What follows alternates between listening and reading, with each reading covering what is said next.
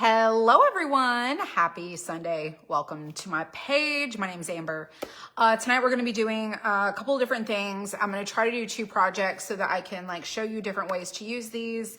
And I have a butterfly here that I'm going to use. And then I also have the dragonfly, or I also have the watering can. So these are the ones I have. I haven't been to the warehouse this weekend, so this is what I actually have here. So this is what we're going to do. But I think I'm going to do the butterfly first so that you guys can see a different way to use the cutouts. And just because a butterfly is so fun for spring, right? And hopefully my comments will work because they've not been working. But today was our sweet Riley's birthday. She turned 3. So we had a birthday party today for her at the park. It was so much fun. We had such a good time. Hello, everyone. Welcome, welcome, welcome. Hello, Lynn. Hello, everybody. What's up, Rebecca? Hello, Carol. I see some people watching, even though you haven't said hello. I see Patty Ann. Let me pull up my phone over here. What's up, Julie? My phone's on 9%. Did you see the post in story time? I did. I approved that.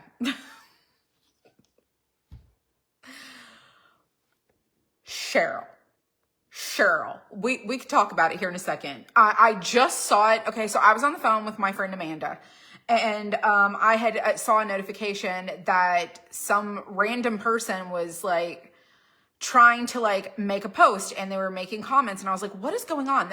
Nobody's even in that group doing anything. And then I saw the video, and I was like, she said, this is Melissa Anderson, and I was like, stop it right now. Stop it. First of all, if you don't know what's going on, just thank your lucky stars that you have no idea what's going on. But for those of you on the replay, you can just skip ahead. Okay, just skip ahead. It's drama. it's a bizarre drama. So let me just give you the backstory, and I'll just briefly touch on it, and then we can just move along. Okay. So I have a family member by marriage who is behaving in a not okay way. And she uses fake accounts, and she uses them in ways that it's it takes about 5 seconds to figure out that it's her. And then she just plays the games, and she keeps tripping herself up and making it so obvious that she's using a fake account. So she kept on, in this storytime group that I have, and she just kept on, and she kept on. And I was like, you know what? You say you say you're who you say you are. So I'll be live. I'll come live. So I went live, and I tagged this fake account because I know it's not this person. But the way that they're behaving is just super rude. It's just creating drama. It's just furthering why I don't have relationships with these people. Okay. And I'm like, listen, I got time for it. I ain't got nothing better to do. This is, let's just investigate. So this person created a fake account under the name Melissa Anderson. And she was like, I'm Melissa. So a lady actually named Melissa Anderson is like, I don't know who this person is. I appreciate you defending me. I appreciate all these things, but please, this is my point. I approve that post because when you create fake accounts and you want to troll the internet the way that you do with your agenda, you're doing nothing but harming other people. And it's just classless. It's classless. So the real Melissa Anderson did show up. The real Melissa Anderson has agreed to come on a video and chat with me if I wanted to. And I'm like, listen, Melissa, it's just coincidental. This person created a fake account using your name, and then, decided they were going to, then the person who created the fake account disappeared. They have been MIA and just been super silent. It's just craziness. It is so crazy. It's crazy. That's what it is. It's what just happened? What just happened? Oh my goodness. Kevin Costner commented on a post I made on your post, Carol. I'm telling you, the level of people, I am sorry, but I don't understand why people make fake accounts. Just be you. If you are not confident in being you, then you know that is not, just don't go forward. If you got to use a fake name and a fake account to be on the internet, then you automatically know you're wrong. Okay? Just don't do it. Okay? And she didn't even know who her brother is, right? Thank you. Thank you. It just makes no sense. And it just, I'm like, the woman's in a tent. It's so bizarre. Like, I couldn't make this stuff up. I mean, I could not make this stuff up if I was trying to. Like, for real. You will have to watch it. Listen, I don't know who this lady is. I have no idea who this lady is. She was using somebody else's phone. She was making a video. She was like, it's just craziness. Thank you. This top is in my shop. I know it's from like Valentine's Day, but it is still super cute. Still super cute. You just got 2 famous people that liked your post. Oh. Cheryl, it's because I'm not wearing my sweater. It's because I'm not wearing my sweater. I have on this cute top that I got in the TikTok shop. It's really adorable.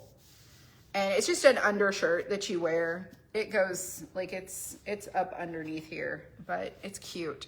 I think it was like $10. It's so fun. And I was like, I have the perfect shirt to wear with that. This one. So cute. I would love him to be my friend. Ain't got no time for that. Oh yeah. The video was weird. No, I mean, you're not wrong. You're not wrong. Okay. You're not wrong. And I have a new color on my nails. Look at this. These are actually my real nails. I grew them out. So I had tips on there last time. And I was like, just a little bit more, and I won't have to use them. So they're not super duper long, but they're long enough. And I love the color I picked. I went with something purpley and springy. So super cute. You just got on because you saw the cray cray. I know. It's craziness. The profile that she was on does follow a Melissa Anderson, but it's not the same fake one. Right. My point is she is using someone's name that is actually a real person who saw their name being used. Someone alerted her and is like, somebody's using your name.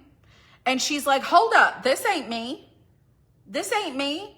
And the fact that she's in a tent using somebody's phone, posting a video in the Storytime group just goes to tell you just how crazy this nonsense is. Craziness. Crazy, crazy, crazy, crazy. It's a wonderful thing that we recognize yours. My shrinking body. Listen, I have officially lost 25 pounds.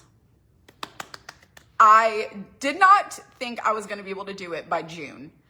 I lost 1 pound this week, which I am very, I think it's really hard when you're trying to like go on a healthy lifestyle journey and, it's like 1 pound seems so insignificant because if you've ever been to Weight Watchers or you've ever done like the Weight Watchers thing and you go to like the weigh-ins, and it's like you see these people who are losing like 4 pounds, 5 pounds, 6 pounds. I'm down 7 pounds this week. And I'm like 0.5. Like I've never lost weight very quickly. I've always lost weight really slow. So it feels very discouraging. But the fact that I have lost 25 pounds is not bad. It's not bad. I'm very proud. And even if I don't lose any more than 25 pounds, that was the goal that my doctor had set for me. I feel like my lab work is going to be really, really good. I'm not saying my cholesterol is going to be where it needs to be because that may take a little more time.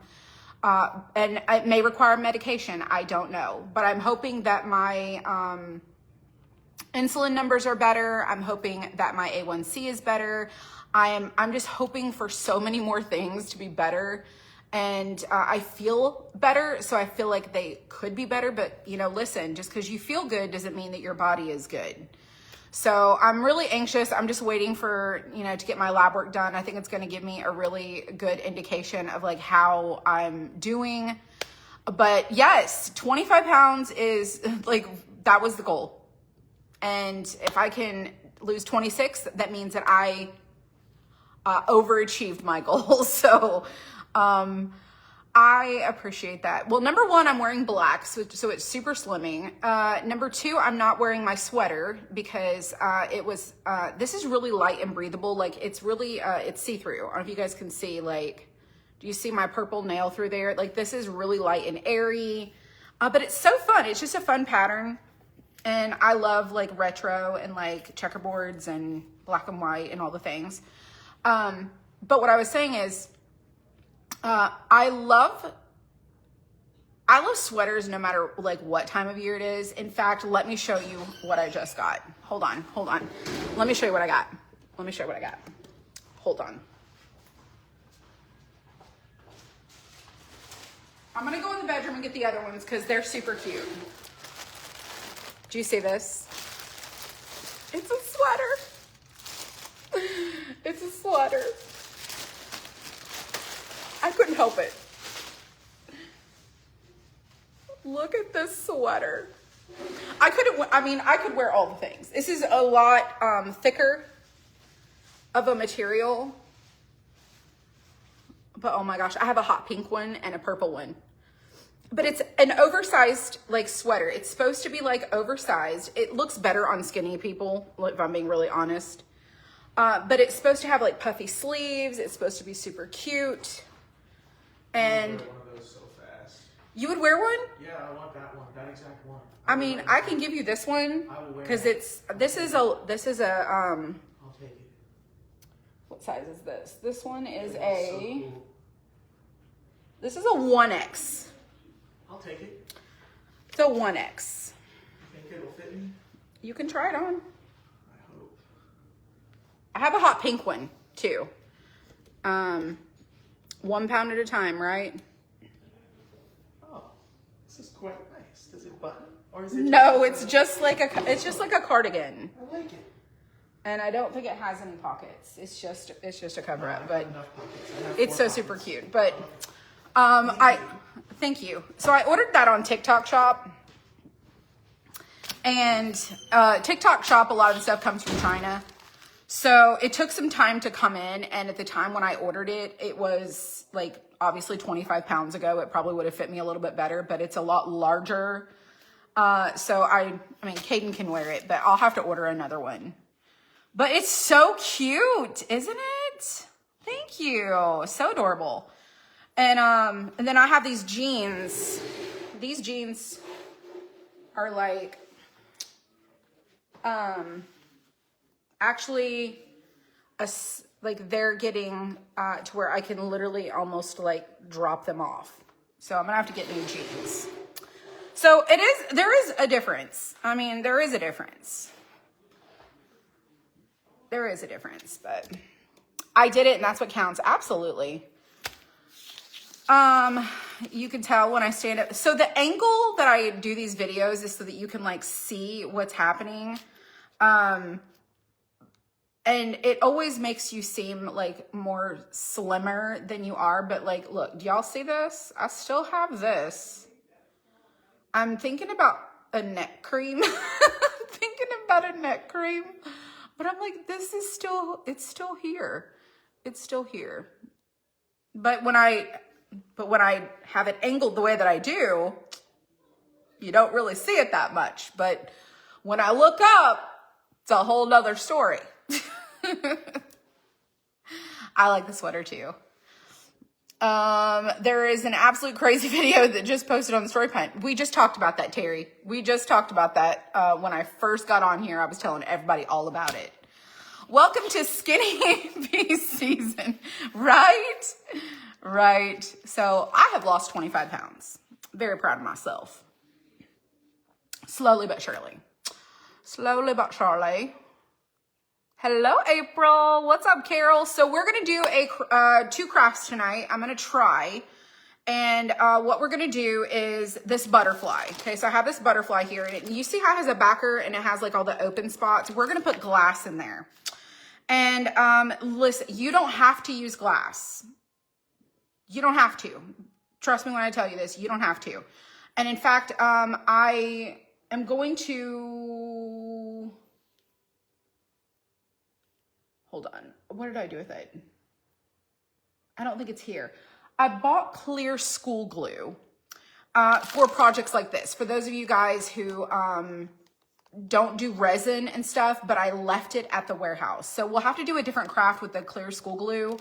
But I'm thinking we can use clear school glue with a glass. Probably not with the backers, like with the transfer backers, but you should be able to use it with the wood back and then just filling it in. And so put glue in there and it'll like seal it and hold it in.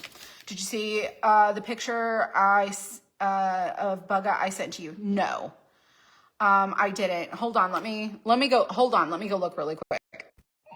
Oh my gosh.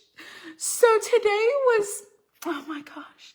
So today is Riley's birthday. She's 3 years old, and I got her a blanket, and her birthday was dinosaur theme.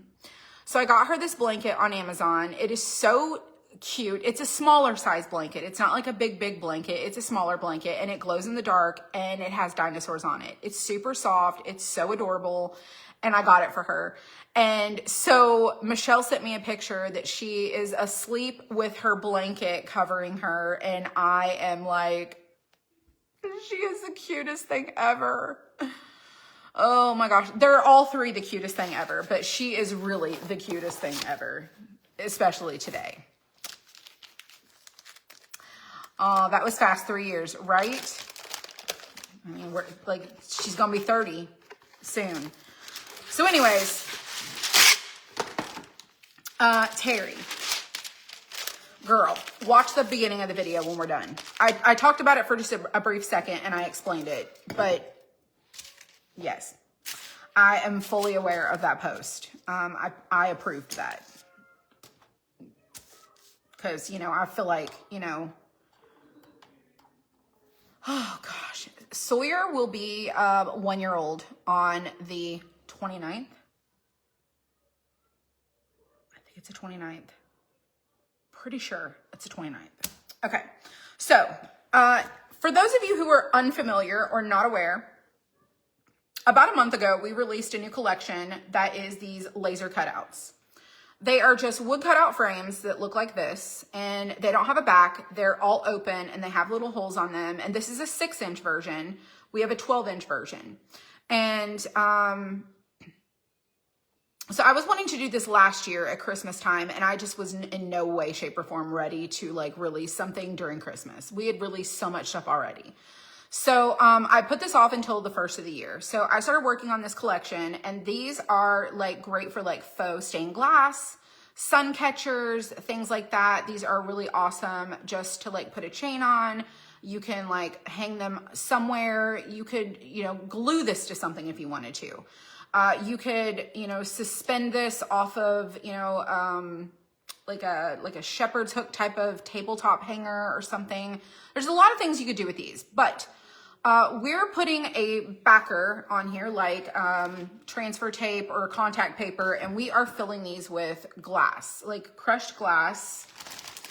And that is, we have crushed glass. So this is a 2-ounce bag. We have an 8-ounce bag and a 16-ounce bag. Most people are buying like the 2-ounce bags because they're doing it per project and then get a couple of projects out of it. And so we have this crushed glass. It looks like this.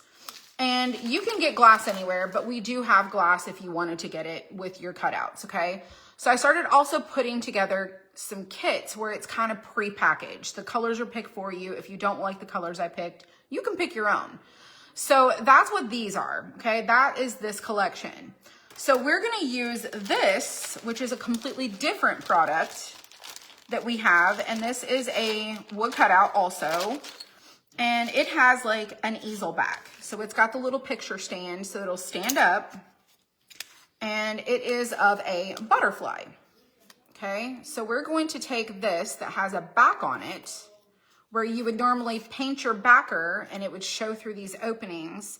We're not gonna paint our backer. We're gonna fill the openings with the glass so you can see another way you can use it. So if you don't like those sun catcher things and you wanted to do something that gave this a little bit of like a mixed media vibe, this is what we're gonna do. And this is gonna be a great example of a way that you can use this. And we have a ton of cutouts that have these little openings that you can fill in if you wanted to. Now, if you don't want to use glass, you could use, you know, UV resin, you could use glitter, you could use whatever you want to fill in this opening, or you don't have to fill it in at all, okay? So this is a butterfly, and I thought it's springtime, so why not do this one? Because I feel like it's really gonna be so much fun to do this as an example of a way that you can craft this, okay? I think it's gonna be cute too, Julie. So I thought this will be simple, this will be easy, it'll be really fun, and my goal was to fill this with glue. Like fill these little openings with glue, put the glass in there, and then the school glue would just dry clear and it would hold all the glass in and you didn't have to use resin. You could also use UV resin. Some of you guys already have UV resin, and this would be like just a smaller scale for you to do that. And then there's a product called liquid glass. So liquid glass is about I want to say it's about $25. It is, you don't mix it. It's just liquid glass. It's kind of milky looking when you see it in the bottle. I have some out in the craft shed, but I didn't want to go out there and get it. But you can apply it and it dries clear. It is a little bit more costly because you get a bottle that's about this big, and it says, it's like by TriArt, I think, Tri-ART, TriArt liquid glass. And you can use it just like you would resin, okay? So there's a couple of options for those of you who are like, I don't do resin, I'm not here for it, I'm not here for the thing. So you can try clear school glue. You could also try the liquid glass. Then if you do DecoArt products, DecoArt has something called triple thick, and it is like a top coat that you can use. But because the top coat is, or like the resin is going in and around the glass, you don't need a lot of it. So you're just basically going to fill in the little openings with whatever that is. So you just want to secure the product, like the glass or glitter or whatever you're putting in here. You could also use like foil. You could use sand if you like to do like sand art and you want like a sandy texture, you could do that too. The goal is for it just to make it stay inside. It's just going to keep it in there. So triple thick is also an option. That's like a clear coat that you can use. And yeah, so that's my alternative products that I recommend to you guys. Please, I have a friend who lost her dad last night. Oh my goodness, I'm so sorry.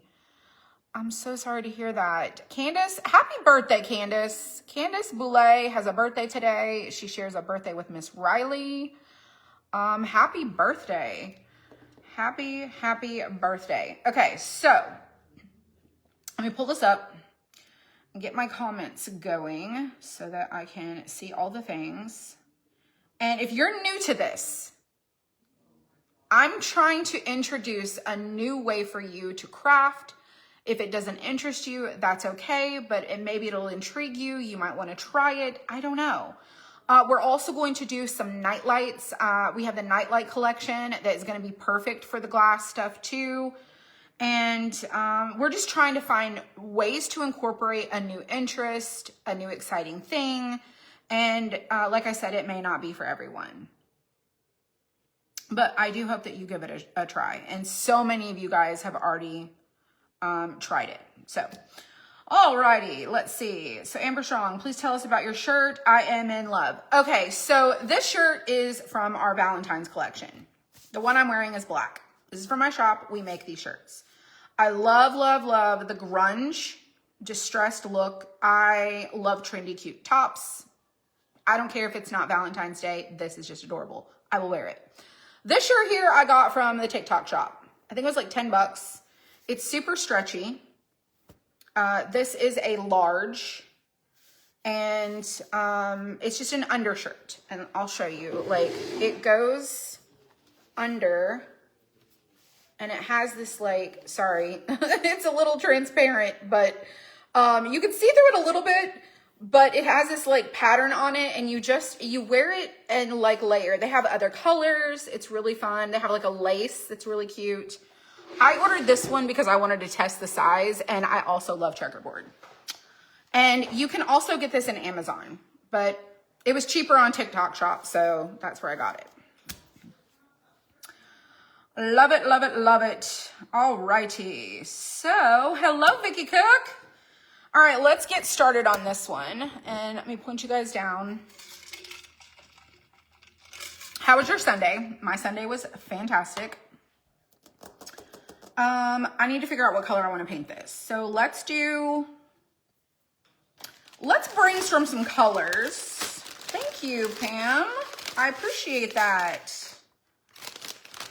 I appreciate that. So I'm just getting all these colors out so that I can see what I want to work with here. I'll probably not use that. I will not watch you craft live. Not feeling well. I can tell you've lost weight. Oh, thank you, Barb Snyder. I hope you get to feeling better. So I think I want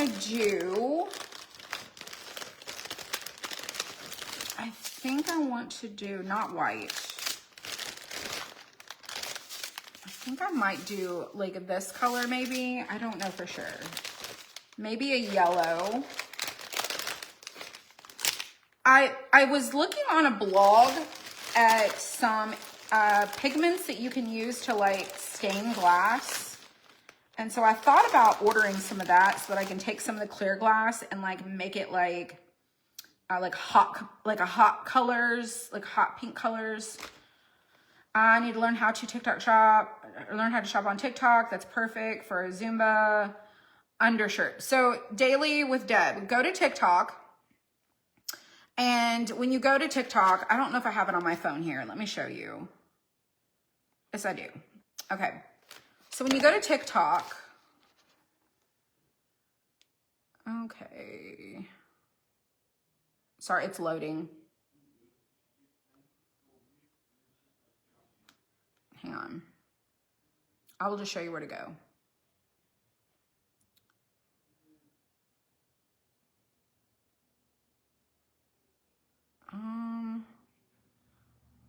Why is it doing that? Hang on.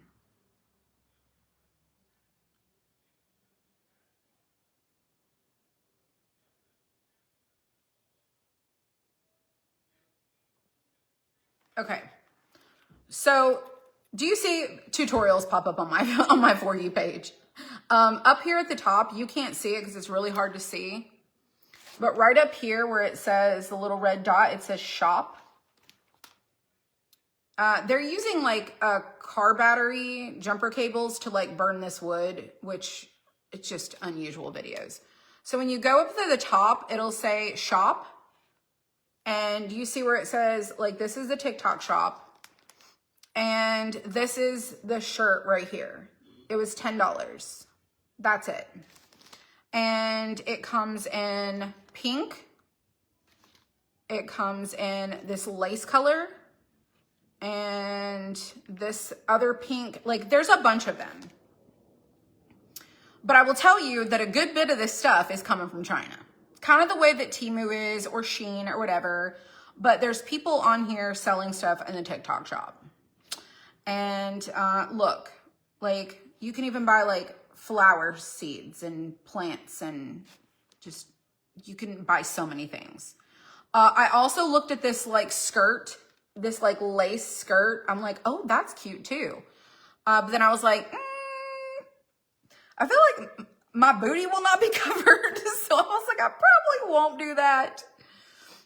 But yeah, like look at these pants. Like, hello, those are so cute. So you just go to TikTok and at the top it says shop. And then if there's something in particular that you're looking for, you can search in the little search bar right there. And you can find it that way.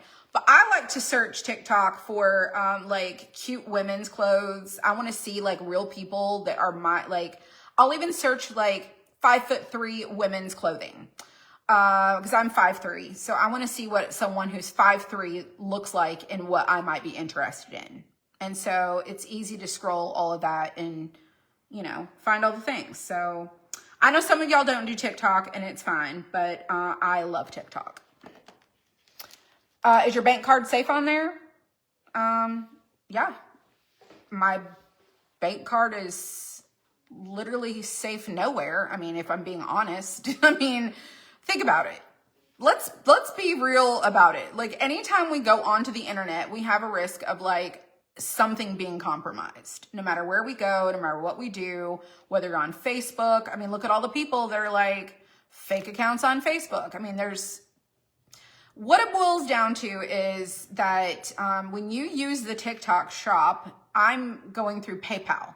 I'm not using the TikTok shop in general to like directly put my information in. I'm using like PayPal.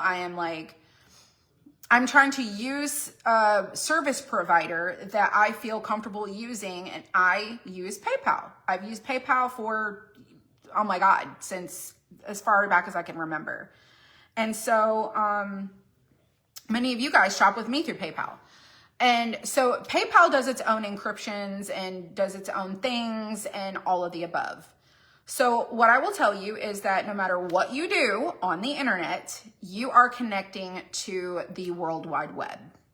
Anywhere you put your phone number, your address, anytime you put in your credit card information, your login, anytime you do any of those things, you run a risk of something being compromised. And so I have ordered several things from TikTok, and I've never had a problem. Now, I'm not saying that somebody might have a problem, because it's, it's like the probability of it happening is more than, I'm not going to ever say, oh gosh, there's never been a problem. That's just not true. So I can't sit here and say, oh, everything's perfectly fine. I'm speaking for myself. Like, I know that when I get on the internet, I'm running a risk. Like, if I go pump gas at the gas station, if I hand my card off to the waitress at Texas Roadhouse, I run a risk of, there's just, no matter where you go, you as soon as you hand your stuff over, there's a risk of something. So I just am a firm believer that since my existence in life, at some point in time, my phone number, my date of birth, my social security number, my address, my, whatever about me has been on the web, leaked at some point and sold to someone. It's not just private anymore. And that's just the world we're in. And I just try to be really cautious. I monitor my bank account. I monitor my transactions. I use apps that allow me to turn on my card and off my card. And I have a really good relationship with my bank. So if something goes sideways and they see something that doesn't look normal, they will call me. So if you're being proactive, if you're just being smart, I think that, anyways. I need to get PayPal then. Yes, PayPal is, I had one issue with PayPal. I will just tell you the really quick story and then we're going to get started. But I had a situation with PayPal where I had purchased something from a website that I thought was legitimate. It seemed legitimate. I went there looking for something in particular. It was a car part. You know how that works, right? You need something for your car and you're trying to find it cheaper. I don't know if it was some brakes or if it was an alternator or something. It was years ago. And I went to this website. They had it at factory direct prices and OEM this, and I put in my information. And then I went through PayPal.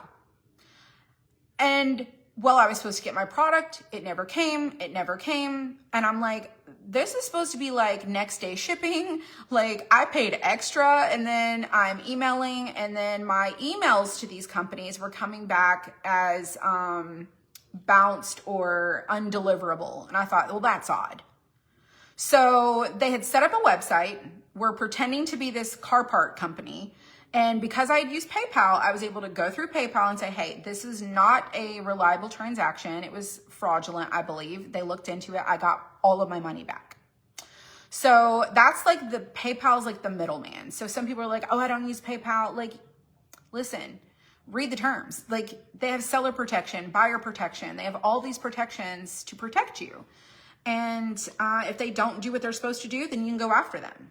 So I just felt comfortable, I feel comfortable using PayPal. Some people don't. Some people are like, they directly are like cash only. And that's fine. I just don't do that. But anyways, I shop online, y'all. I be online. line shopping. You should see all the Amazon boxes in there. Which, by the way, I just want everyone to know that we all be spending our money on Amazon. And Amazon,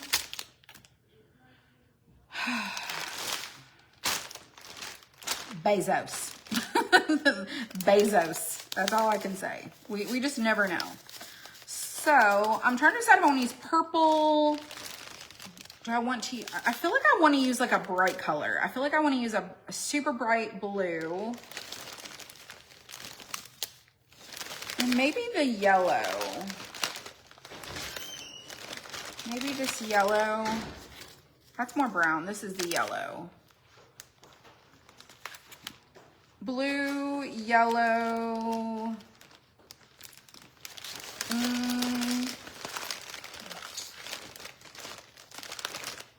Why don't we just go colorful? Why don't we just go colorful and see what we can come up with here? I have this orange too.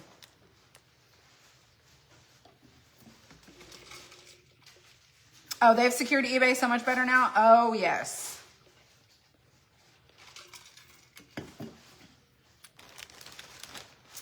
Oh, I approved that post, y'all, in the Storytime group. And I already talked about it. I told the whole story about it. Gave the whole, like, backstory, how we got here.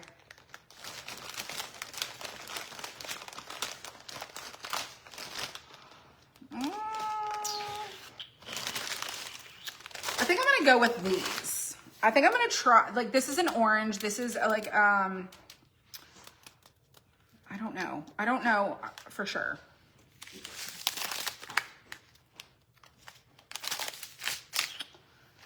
Might do, where'd it go? Sorry, I know this is super rattly. Also looking at that color. Like just trying to do like a colorful butterfly, but we might just go with a neutral. I don't know, we'll see. So either we're gonna go with this color or this color, or we'll figure that. All right, so I'm gonna do my butterfly. I feel like I wanna do it. I feel like I wanna do it like a yellow. I'm so torn. I'm so torn. Let me think for just a second. If I do the butterfly a color, what colors would I put inside? Let's brainstorm together.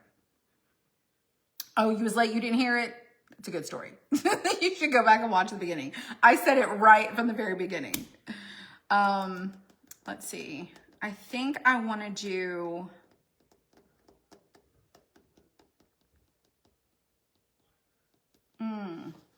hang on.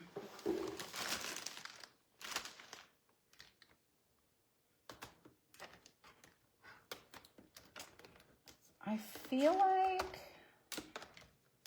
I kind of want to do...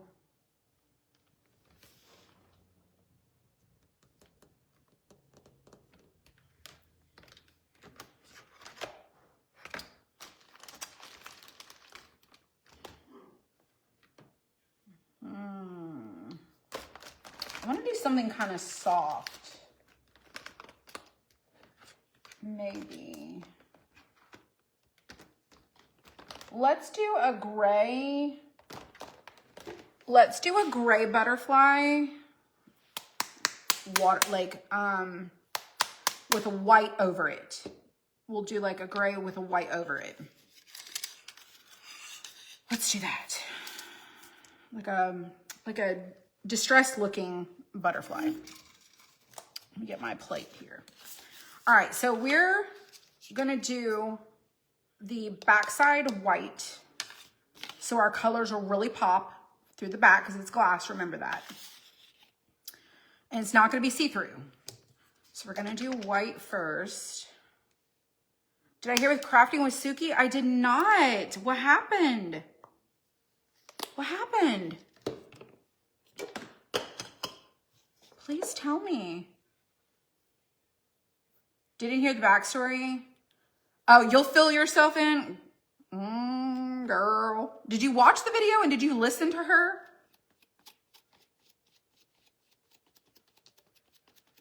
You hit your 5-year mark on the 21st? Ooh. All right, so I'm just gonna paint the whole back side of this. And then this here. Oh, she passed away. What happened? Was it like unexpected? That is so sad. Oh my gosh. She was so sweet. Oh, I am so sorry to hear that.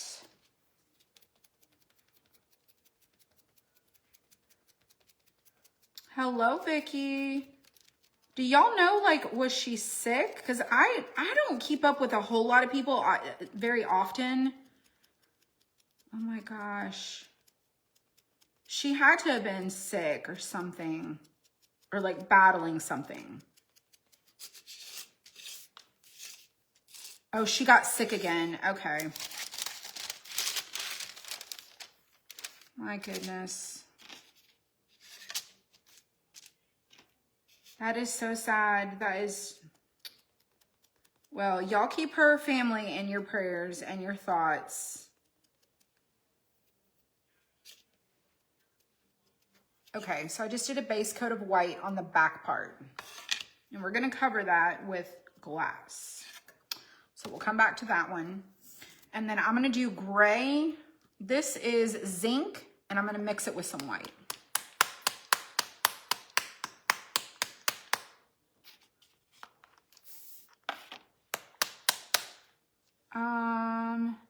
On the Scamanda, my daughter works for LLS and knew all about it. Oh my goodness. COVID just messed her up.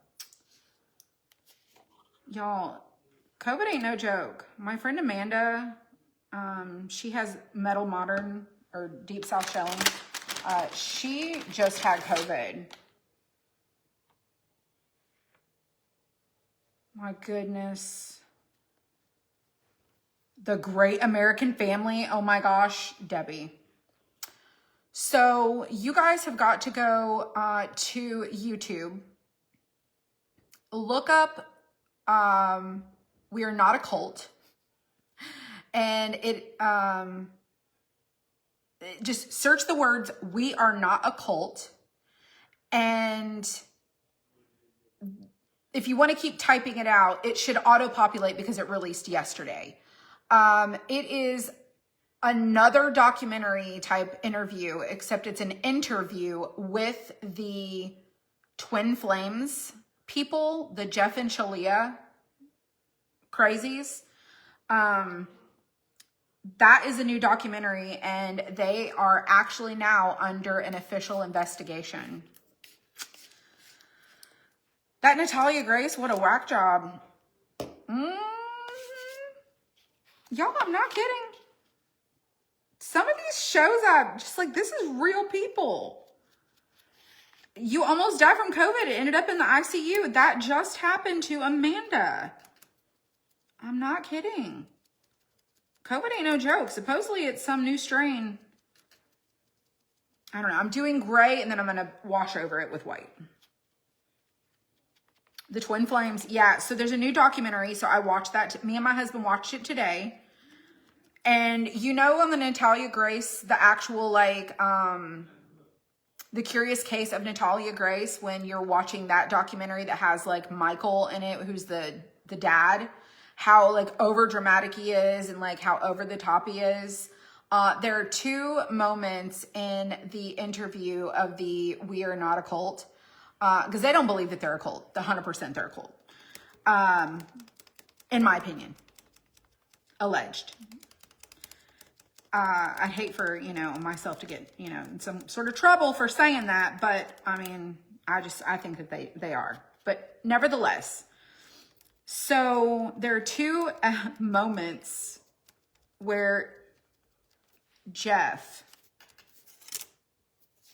immediately starts crying and starts like, and I'm like, this is like performance level of like the dad from like, you know, Natalia Grace. If y'all don't watch documentaries, you know, it's fine. It's fine, but you are missing out. You're just missing out. That's why you stay home. I've never tested positive for COVID, not one time. Which, I mean, I know some people are more at risk than others, but she had the pneumonia and the flu, so sad to hear that. Carla, I am very sad to hear that too. Very, very sad to hear that. Okay, and then we're gonna do this middle part here white because there is openings in that for this glass that we're gonna do. I gotta get a different sponge. And let me do the middle. Oh, I feel like I'm getting out of the lines. I am. So let me do that. And I'm gonna do a little bit more. And then this white here.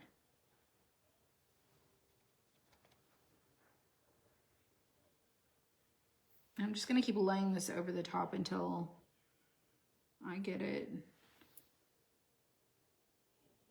covered. Okay, then we're gonna do this as well.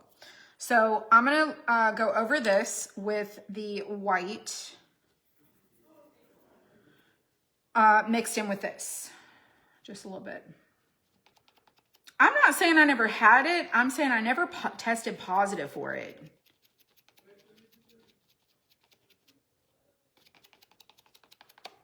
Not one time. Okay, I'm just gonna go and bounce over this now with this lighter color. And I'm gonna sand this down because I want it to look kind of aged.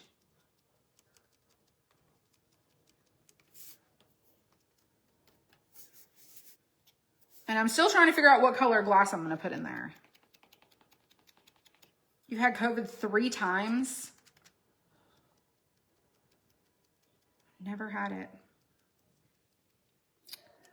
I mean, knock on wood. My husband's had it twice. Michelle's had it twice. Now, I've had strep throat more times than I need to.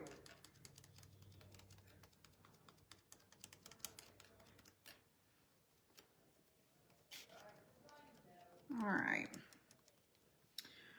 Okie dokie. So now we're going to do the body of our butterfly. And I think I'm going to do it,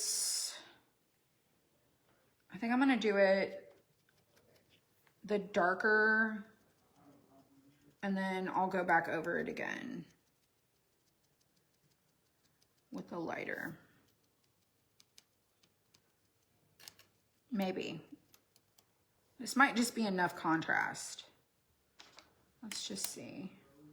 I need to get my tonsils out, probably. I mean, do you see how pretty this is? It's very neutral. I'm trying to be very neutral with this. Super neutral. Okay, so we're done with our paint here. I'm gonna set that aside. I'm gonna dry this, and then I'm gonna sand it. You work with public, plus you're diabetic. Your daughter's had it 3 times? Ooh. Well, my husband for sure has had it.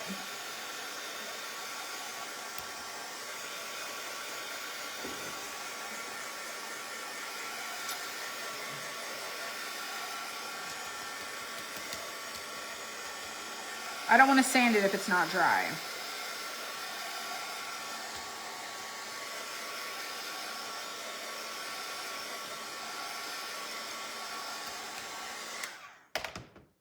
I'm so torn on what color I want to put in here. All right.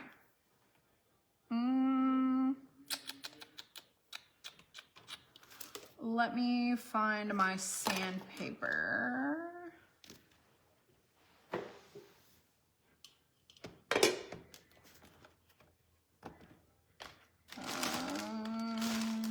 Hang on.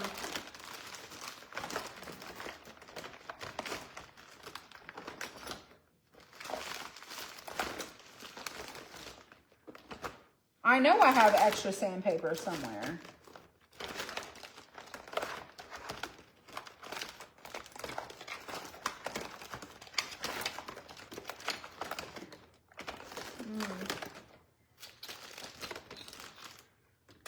Not there.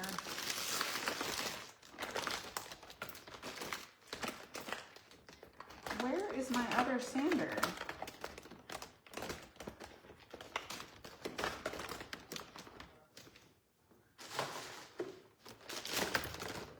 There's one, it's empty. There's one, it's empty.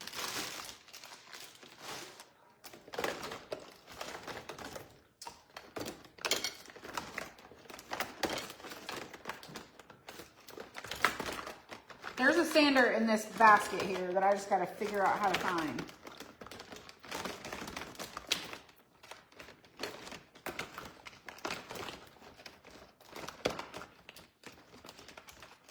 Okay, I found a paper. I'll just use a paper, like a sandpaper. It's a little rougher than I would like. I might have to add a little more white to this.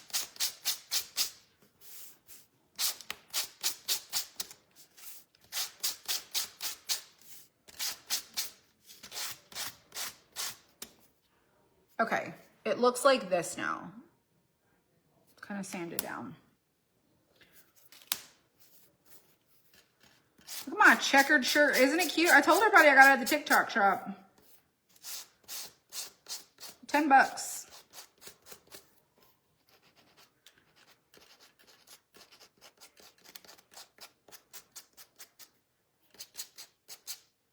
All right, then I made the body look like this. Or like, you know what I'm saying, that body part. All right, now we're gonna put our back on here. So if you don't wanna do anything else to this and you just want your butterfly to be just kind of open with a white background, this is the way that it can look. Just looks really fun, super neutral. And it has that easel back where you can like make it stand up on its own. But we're gonna put glass in this. So I'm thinking,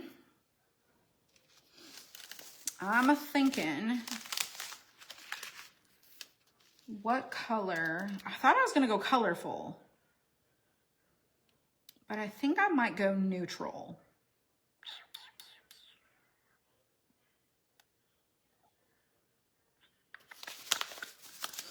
I think I might use this color. Hello, Erica. My sisters and family are doing great. I'm just gonna put some in here and see what it looks like.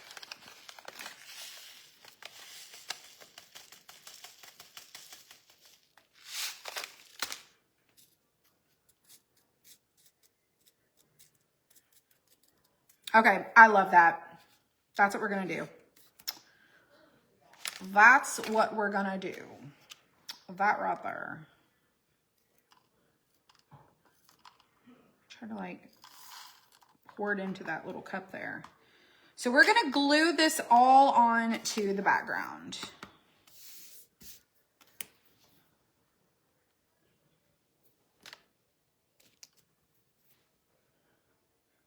No too dull butterflies in color. Robin, this is a neutral for me. This is a neutral for me. You can do a neutral, like a colorful for you. That's I'm playing it safe here, so I can listen. We could probably do this 100 other ways. You go bright colors. I mean, you could go bright colors. You could go bright colors.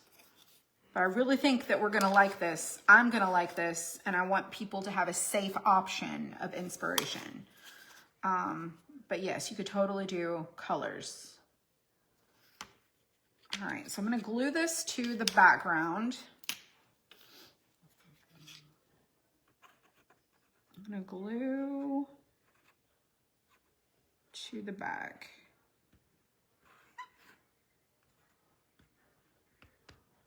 I'm using a little bit more glue than I normally would because I'm gonna be putting resin in here. And I just wanna make sure that it's all sealed.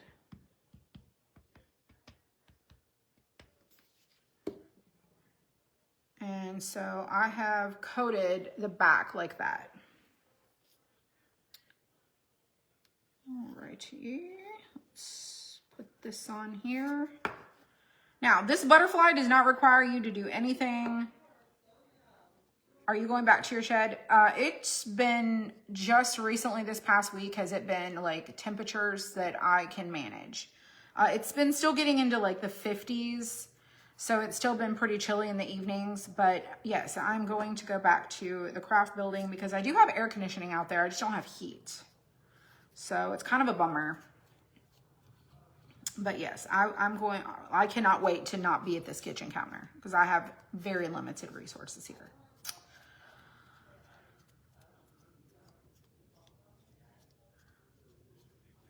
But I'm not doing one, so I want to see you do colors. So Robin, make sure you're in our group where people share their crafts because like there is so many people that share things that they do, and you'll be able to see like all the people's like versions.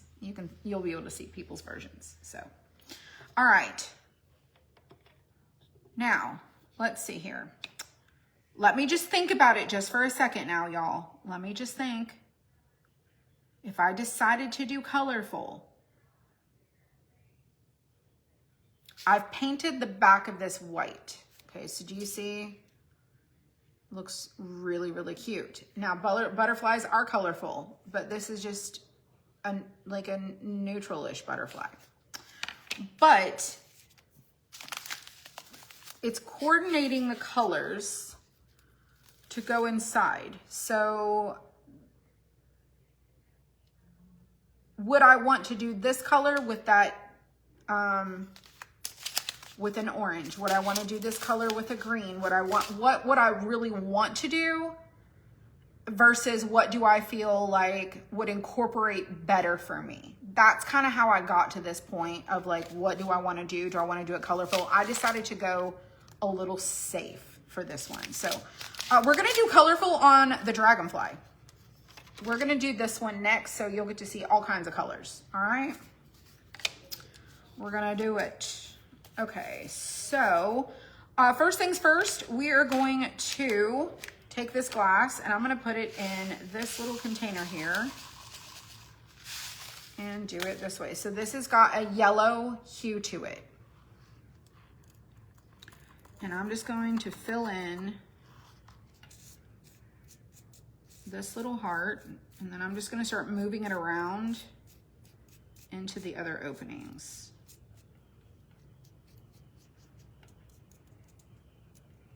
And I'll show you kind of what it looks like.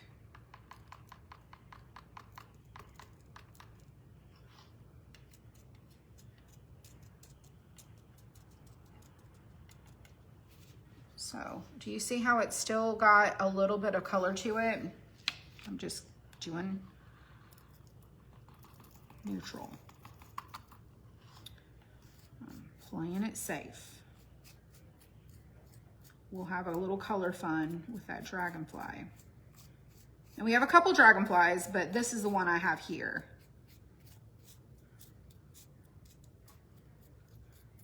And I'm just filling in little openings. And since it's all going to be the same color, it's not really going to matter too much. I'm just scooching it around. Let's do the hearts. Even filling in those little hearts up there.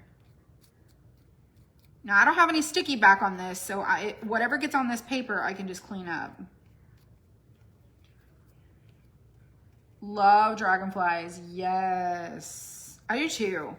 So I saw on Facebook a post popped up that said that the hummingbirds were migrating right now and they're passing through this area. So my goal tomorrow is to fill the hummingbird feeders because my mother-in-law, she usually does that, but she's not here right now. She's out of town. But I don't want to miss the hummingbirds, and so I'm going to fill up the feeders tomorrow and go ahead and get them out. Because we had a ton of hummingbirds last year. Like, them suckers were crazy. All right, and I'm gonna show you how this looks here in just a second. So you guys can see like how it's coming together. Like I said, I picked the yellowish color and I like it. Love it. You sent me a message. Just send me an email or a message. Because if you send me an email, I usually get those. I don't really check Messenger very often.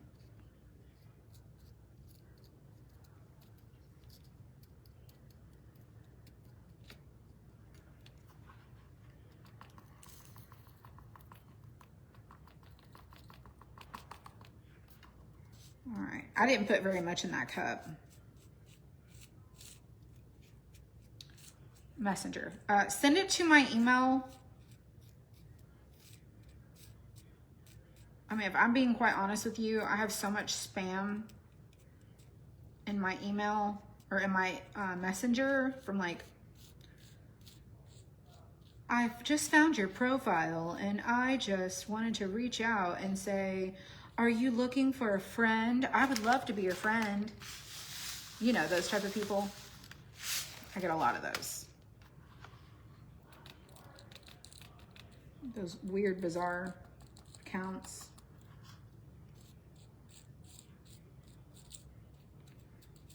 Okay, now, if you were not here earlier, I was talking about, for those of you who are like, I am not a resin user, you can use glue. You can use something called liquid glass. You could also use triple thick, like a top coat from Deco Art. If I had my school glue, I would use that on this, but I don't have, I left it at the warehouse. Because I want to try the school glue on the ones, the kits that have like a back to them, because I think it's going to be a really good alternative.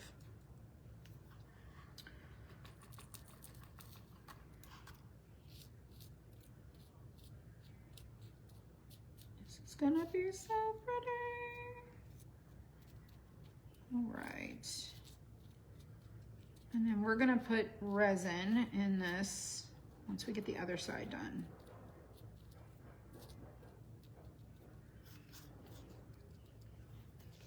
Okay, here's the one side over here. Hello, Kim.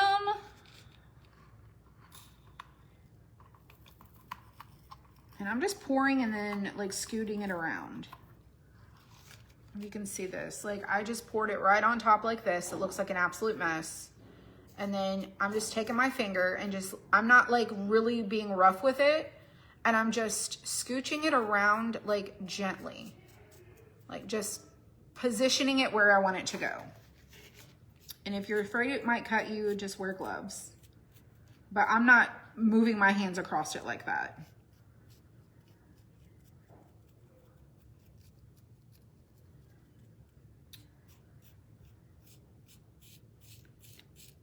Ooh.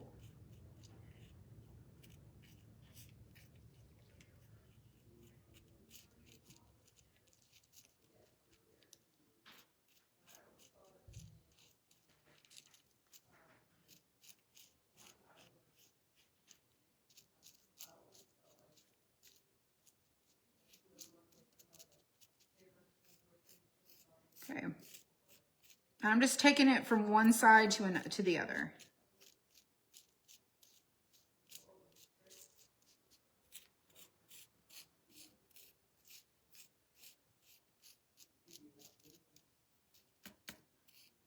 And just fill it in. It doesn't take a whole lot.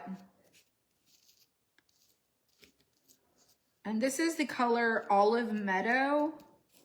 It has like a little bit of a green yellow hue. That's why I called it like Olive Meadow.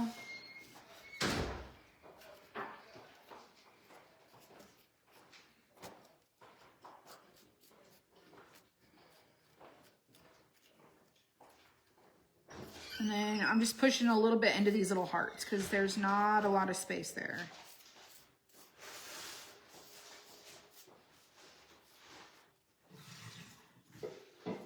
And then whatever's on my paper, I'm just gonna move and put back in the bag.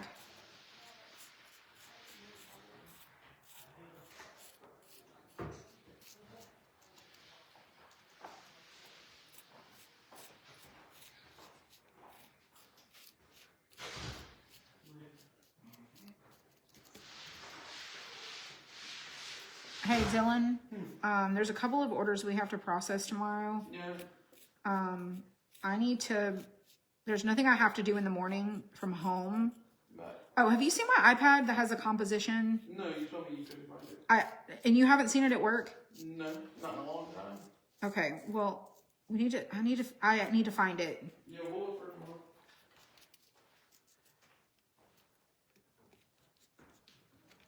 more. Okay. Just a little bit needs to go in the little hearts.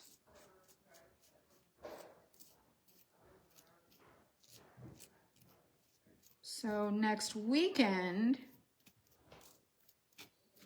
April and I are going to Atlanta. Her kids are going to be here this week. And then we got to make a little trip to Atlanta for them to get picked up. So next Sunday, I will not be here crafting. Well, a week from today. Because we will be in Atlanta. I don't like going to Atlanta, but don't really have a choice. Oh, yeah, that was Dylan. They watch these anime shows together. I don't know. It's called like One Piece, and there's some other show that they watch. They watch them in like Japanese. Crazy. I can't understand anything that they say, but they can. They can.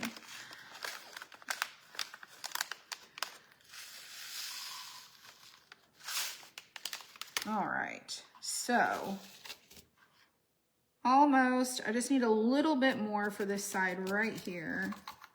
That was too much. So if you get too much, you can just like scooch it off, which is what I'm gonna do.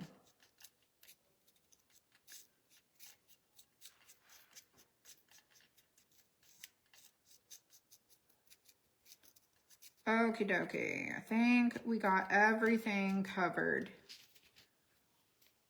All right, so this is what the butterfly looks like now with the that one color in it. Now it's probably gonna change as soon as I go and put that resin in there. But I wanted you to see what it looks like before I do that.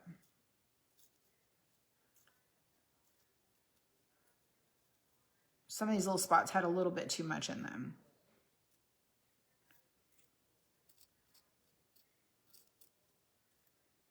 There we go. You can kind of like raise it up and see where it might be too much.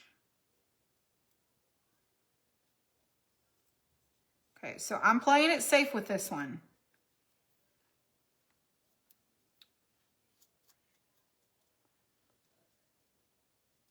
Okay, now I've got all this glass here. Let me set this down. And I'm gonna put it back in my bag.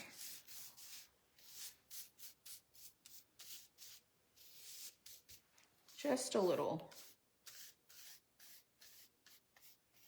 If you're uncomfortable scooting your hand across, just use gloves.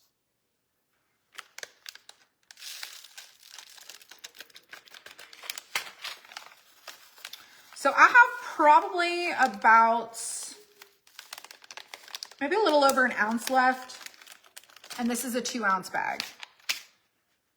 And I've used it on some other projects, so there is a little bit left over. And then I'm gonna do this last.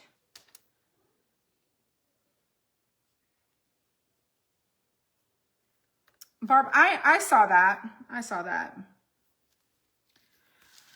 Okay, so this is really, really, really tiny opening. So I'm gonna do that kind of like towards the end. I'm gonna just see what happens with that. So I'm gonna mix up a little, not a lot, a little. And I am going to wear gloves for this. Put all this aside.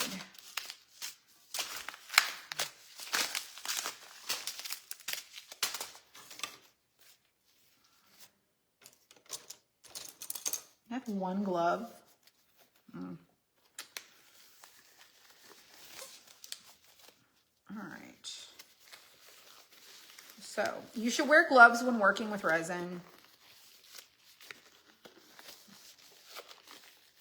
Look, my glove, like I'm just coordinating tonight. Oh, I had glass in this still.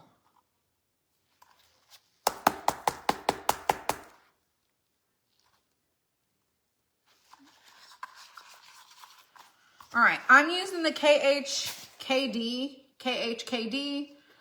This is resin I got from Amazon. I really liked it last time I used it, even though it leaked everywhere. That would be my fault because operator error. That would be my own fault. And then I'm gonna get me a popsicle stick out of here. Now, I'm not mixing a lot of this because we don't need a whole lot, but you're going to put in the hardener and the resin, and I'm going to do, let's do, I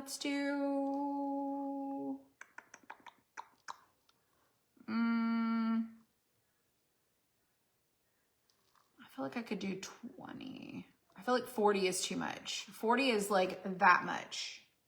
It's too much. So we're going to start with 20. So I'm going to fill it to the 10 line.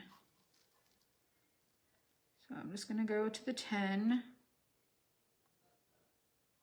And I think I just mixed this backwards. It is what it is. I'm just looking for the 10.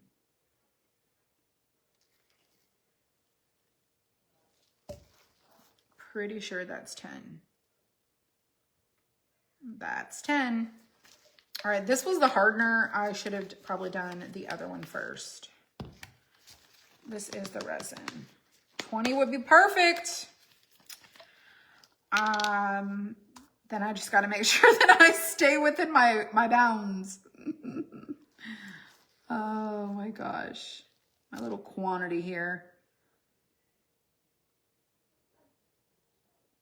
All right.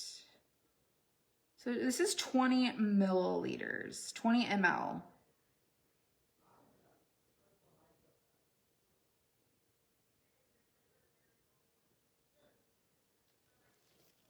Okay.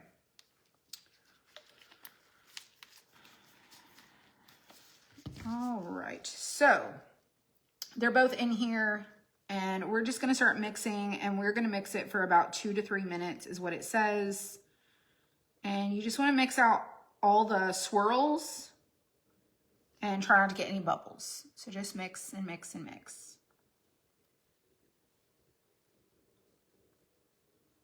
I already have bubbles. I can see them. I wish I had one of those droppers. I only brought one of them home. That dropper was so fantastic. I loved it.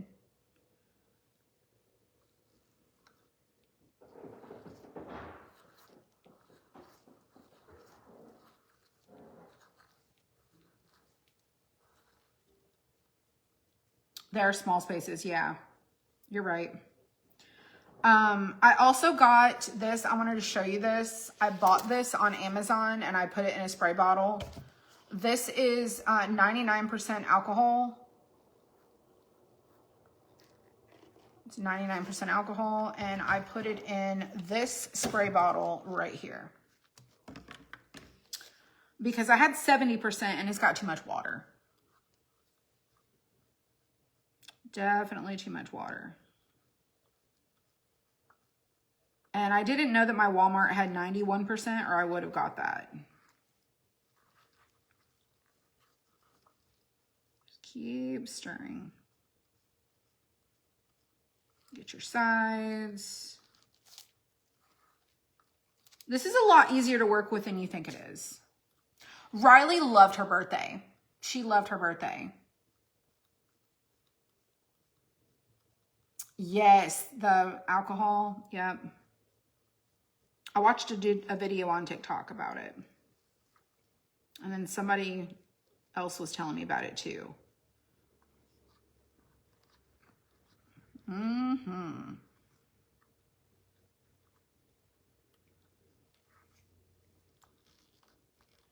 I feel like all my bubbles are out, but I could be wrong.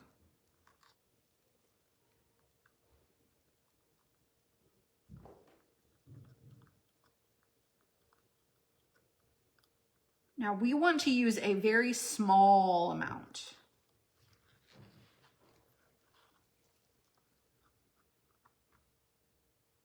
And I do mean a small. All right, let me take my heat tool to it just real quick.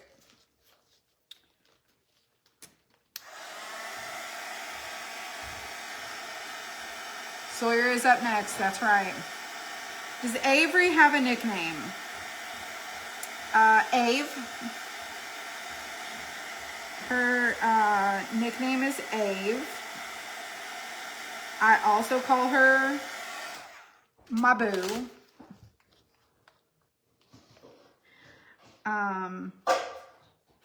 But Riley's nickname is Bug or Buggy or Bugga.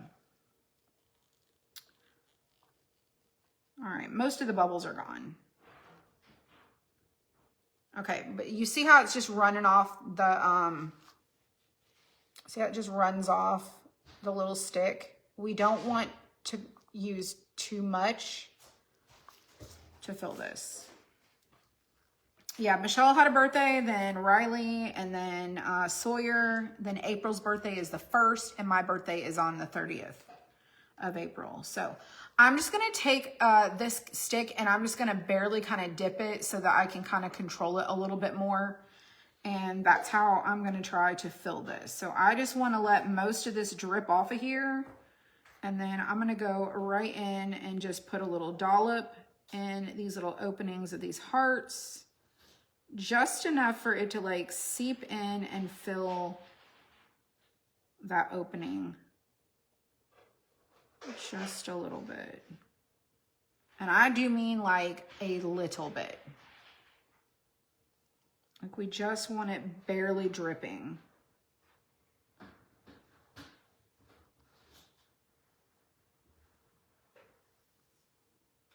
I'm saying like a drip. Like so little. Good night. This is the tedious part. This is where most people are like, I don't have patience for that. Listen, this works on your patience. You can do it.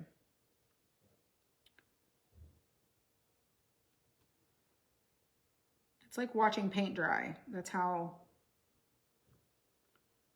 patient you have to be.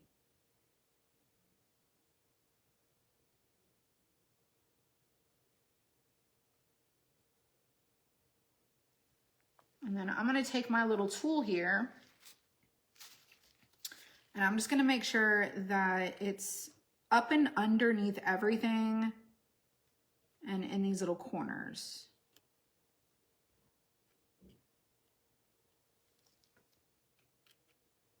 And I feel like the hearts are gonna be a little hard to do, and then so is the little swirl.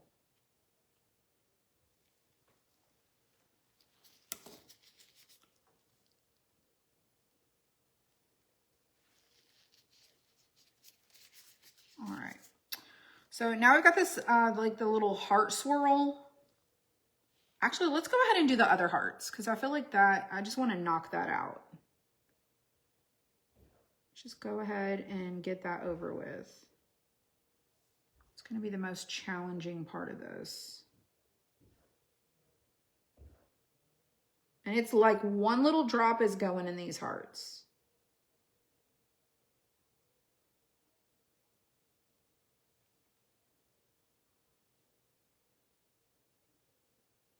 Maybe like a tiny smidge more.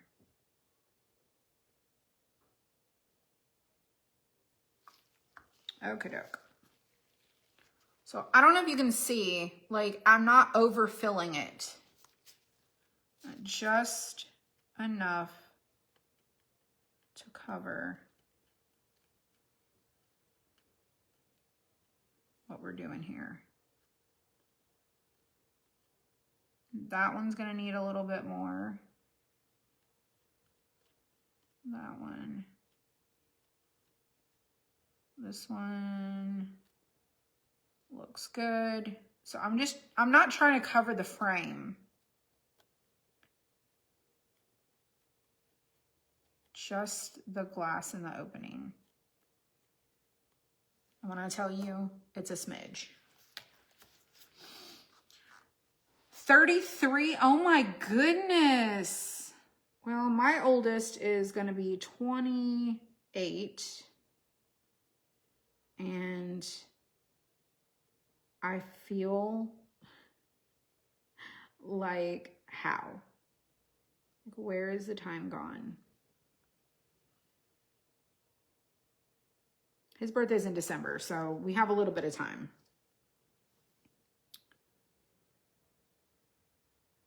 That was too much.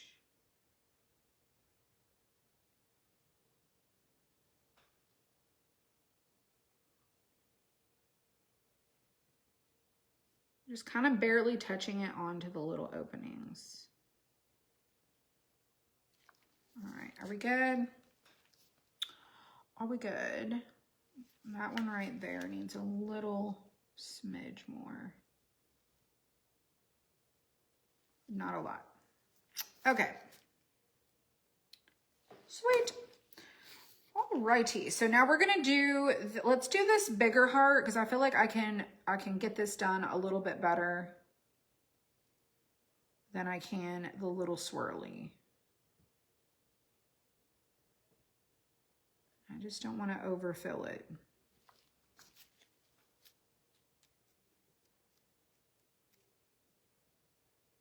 And this is self-leveling.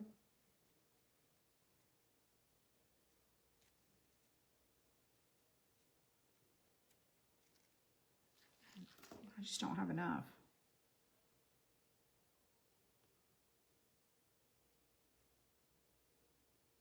There we go.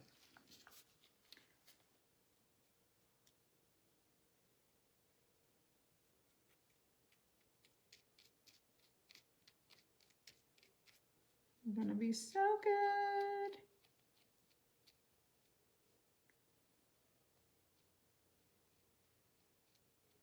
I really don't want to overfill these, so I'm just scooting this glass around to make sure that I can just use what's in that opening before I go putting any extra in there.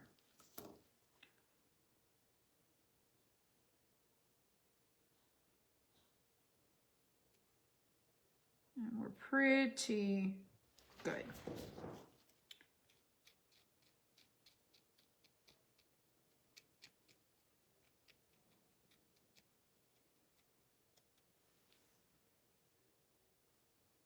have it on my finger.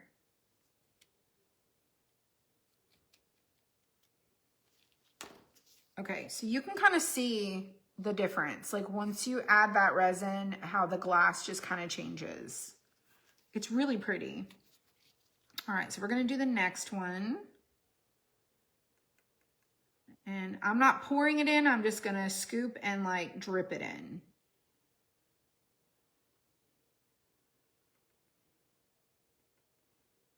I'm gonna do this other one over here and then the other one.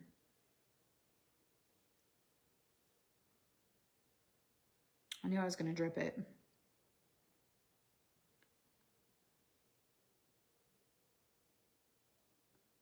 So pretty, isn't it? Red Darby in middle school, she's 12. All I did was blink. That's how I feel. I feel the same way. I feel like what has happened? How is Riley 3 years old? Like I just feel like it was yesterday. She was just being like born. I'm like, how is Sawyer already like a year old? Like I just cannot even. Avery is 6.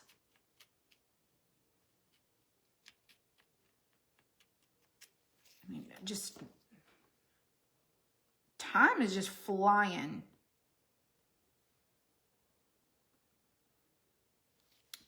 At least that's how I feel. So Friday night, I was not here crafting because the girls were here. We did our little Easter basket crafts. I showed you guys that picture. We had the absolute best time. Riley was supposed to stay the night for her first time. And her mom and dad left and they were gone maybe 15, 20 minutes, maybe. I mean, maybe 20 minutes. I got them cookies, so I got them Oreos. I got them 2 Oreos to have for their little sweet treat. We were sitting down to have movie time. We were watching Luca on Disney. It's an animated movie. And she was like, I don't want to stay. I miss my mom and I miss my dad. She wanted to go home. So I called Michelle and I was like, well, I guess you can imagine she wants to go home. And Avery was like, I'm not going home. So Avery's like, take her home. I'm not going home. So my husband took Riley home. She didn't want to stay, which is fine. Avery did that the first few times. She said she was going to stay the night. Then she like, you know, then she was like, no, I'm not staying. Oh, gosh. The baskets were super cute. Yeah, Riley did such a good job. She did a really good job. But yeah, so we thought Riley was going to have her first sleepover, and that's definitely one of the reasons why I was like, I don't want to do a craft on Friday night. We'll just, you know, do something on Sunday. But I really thought she was going to have her first sleepover. But she didn't. She didn't. But she will when she's ready. You know, she'll stay here without her parents, but she's not going to like stay the night. That's for sure. All right, that heart is done. And then we're going to do this one.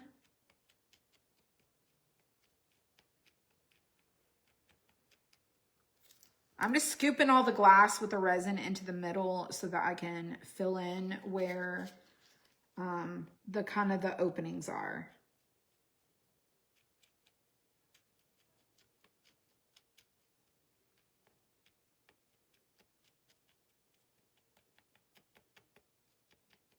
I don't know. I remember the first time I stayed at my grandmother's house.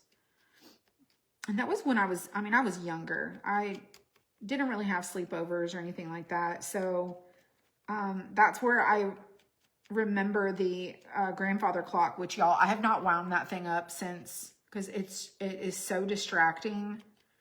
I love that a lot, that grandfather clock. And it's in the hall over there, but oh my goodness. No way. Like, it's so distracting. And I love the memories of it. But that thing is sitting out right outside our bedroom door.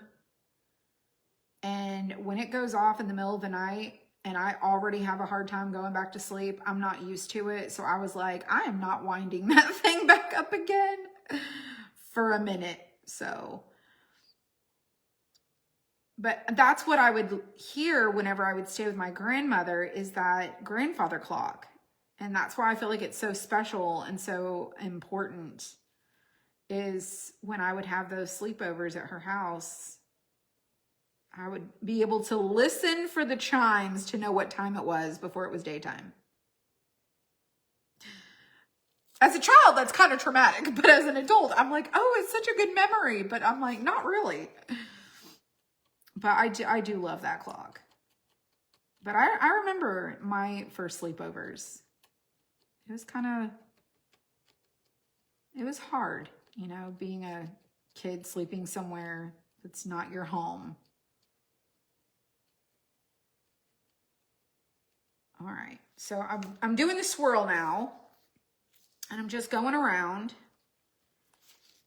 and making sure that we have resin in all the openings. That'll level itself out. I'm just trying to push it around so that I don't have too much in one area, because this is just a really thin line. Try to guide it this way. All right.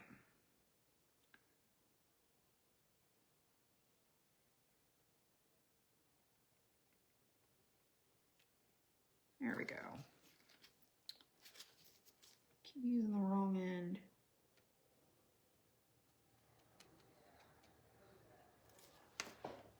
This is so cute. Your grandson wants to come stay with me while he's in town for spring break. We always have fun. I think that once Riley figures out that it's not as like scary, because she doesn't want to go home, but then she's like, I don't really want to stay. Once she figures it out, I think she's going to be like, oh, I want to stay all the time. Because Avery wants to stay at our house all the time. She loves sleepovers. In fact, she would stay the night every single night if she could, because she just, I don't know. I guess it's because she's been staying more or longer. She's just more comfortable. Riley's just not there yet.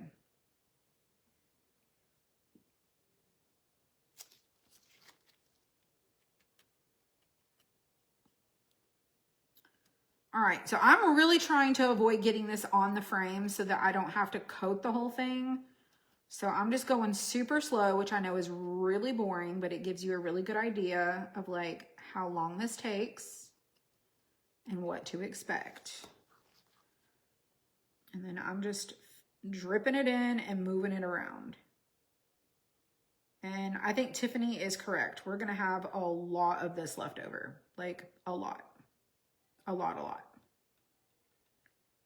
So probably 10 would have been more than enough. But, you know, I was just guessing. So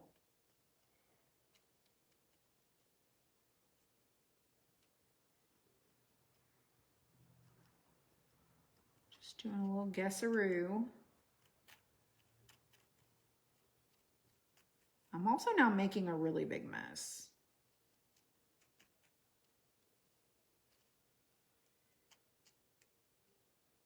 Not really a lot of room to work with here.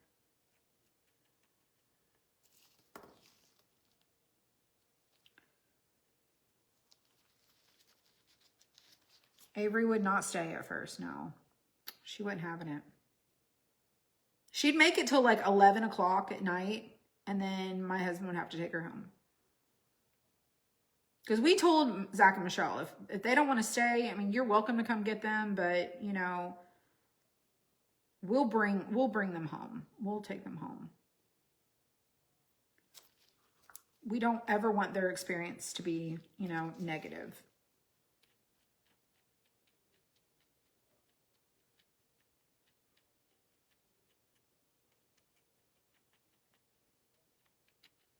Oh my gosh. I cannot wait to take a picture so you guys can see this, because I'm not even kidding you when I tell you, like, the glass not covered with anything is just, it's pretty, but it is not as pretty once you like get that glow. It's the glow that's so beautiful.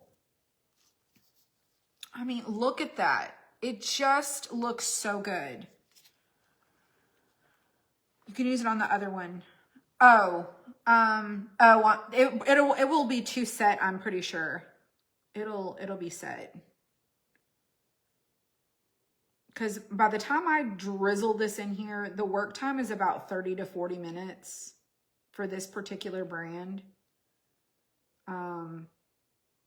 It'll probably be set already or setting and not really very workable.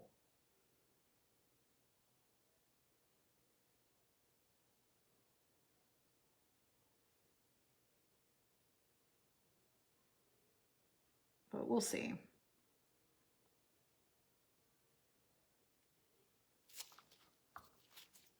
All right, take this little tool.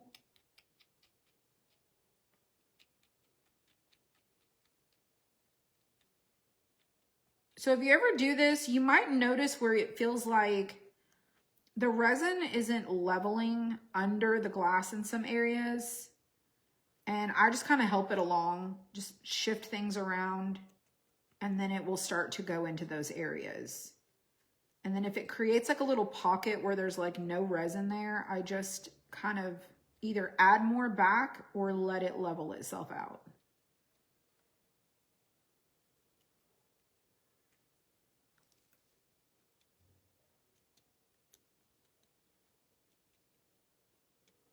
And you'll see it once you kind of shift the glass where it just kind of sinks into that little pocket.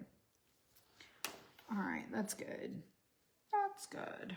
All right, let's get a different wipe. Grandson would stay a couple times a week. Oh, you babysat him every day for 5 years, so he started kindergarten and then moved away. Does it have glitter in it? No, this is not glitter. This is crushed glass. And you could use glitter, but I didn't use glitter because my glitter is at the warehouse. There's some out in my craft shed, but I didn't go out there. But I wanted to show you how you can use this glass on the other cutouts that have a back to them and just kind of fill in the openings. Like this butterfly. This butterfly was a really good example. And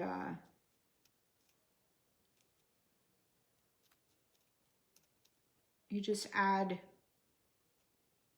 your back and then paint the back, like I did white on mine. Like my backer underneath this glass is white.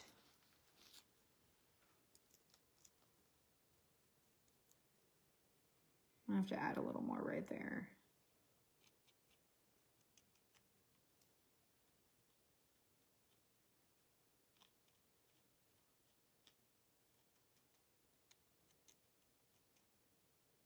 Scooch it around.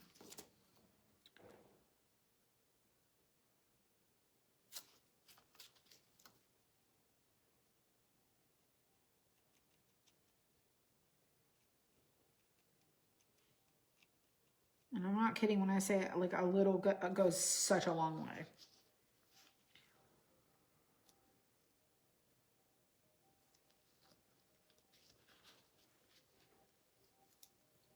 I seem to enjoy, I do love them. Yeah. No leaking. Yeah, so far so good. So far so good.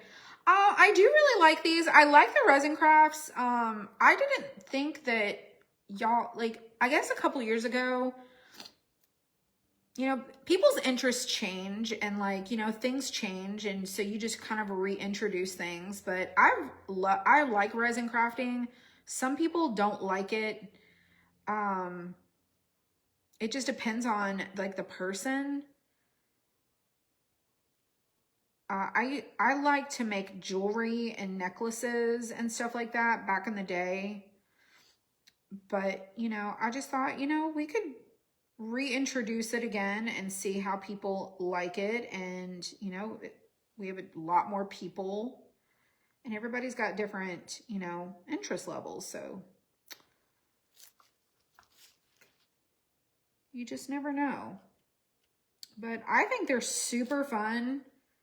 And I like doing something different. I like a new interest. I like something fun.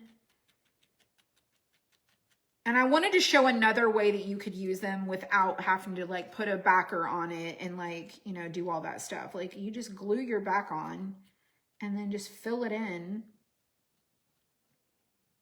This is just really small openings, but it is doable, especially if you want things that like give you, some of these projects are a little time consuming, but if you're a person who is like, I need something to help pass the day and, you know, I want something that does take a little bit longer to do, then this is definitely for you because I'm telling you right now, I could do this all day long.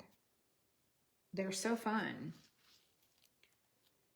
Now, you should wear a respirator, it says, because, you know, some people are sensitive to resin, not everyone.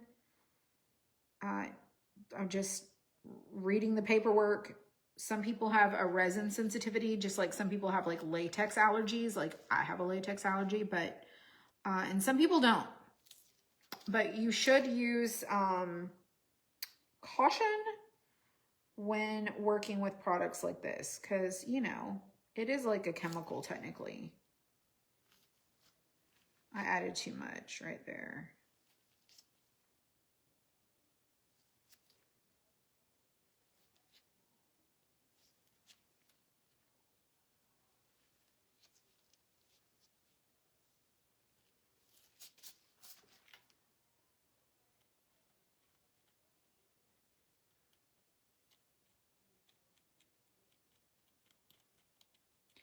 I added too much and then I didn't add, and then I took away too much.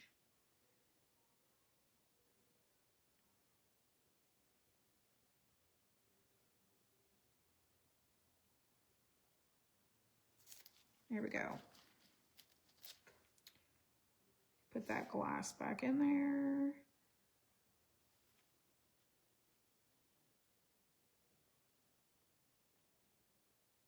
Now this will level itself out. I'm just impatient and I want to make sure that it's good. You can see a spot right here. That was a lot. Okay, we got another little swirl and this other side of this heart right here.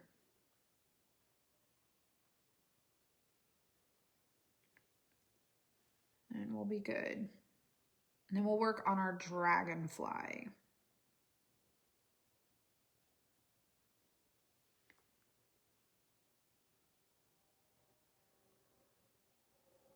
It's not as drippy as it was.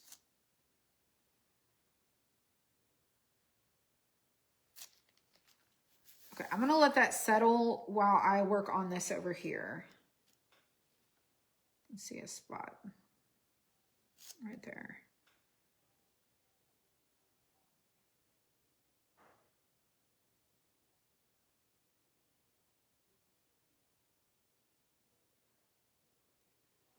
This is where I get ahead of myself and I don't slow down and then I overfill it.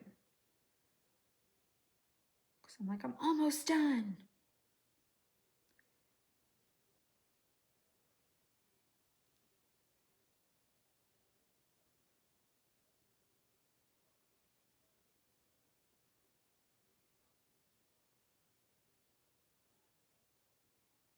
So close, so close.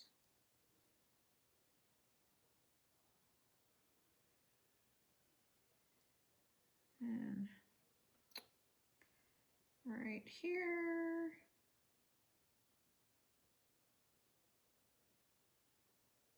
There we go. All right, so I filled in everything. Now I'm just gonna scooch this around to make sure everything's good.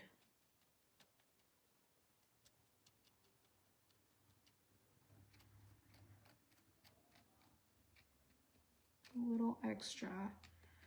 And then this you won't have to pull a backer off of this or anything because it's literally the wood is the back.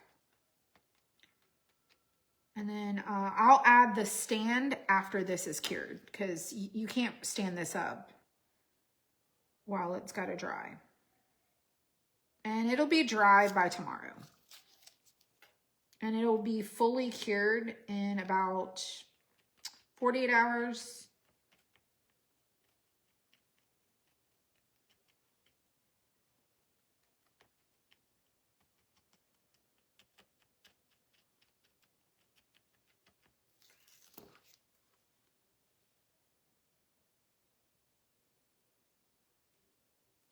All right, I can see this spot right there.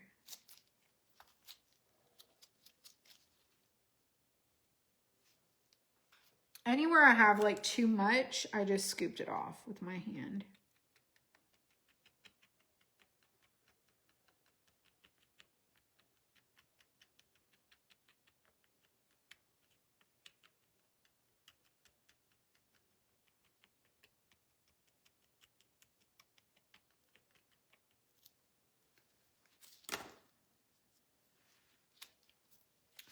All right, let's go around this way.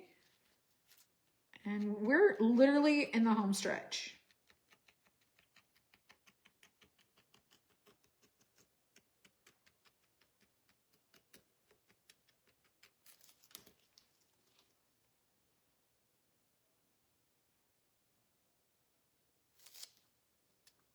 And like right here. Yeah, 10 would have been good. 10 would have been good. Does anyone know what that was on story time? Yes. I'll share the story one more time while I do this. So in case you weren't here, you can go back and watch the replay. And I shared this. So if y'all remember, if you are not in that group, then this is not going to make any sense to you. But I'm going to try to like help you understand. So I have a person who was a cousin by marriage, and she has created numerous fake accounts, and she will use these fake accounts to private message people out of the blue and just start talking about random things that have absolutely, like, that's just unwarranted. Like, she's cold messaging people from a fake profile. She is a family member by marriage, but not a blood relative. And so she's used over the past few years several fake accounts, okay? And so this recent time, she was using this fake account called under the name of Melissa Anderson. I knew it wasn't her. I knew right out the gate, that's a fake profile.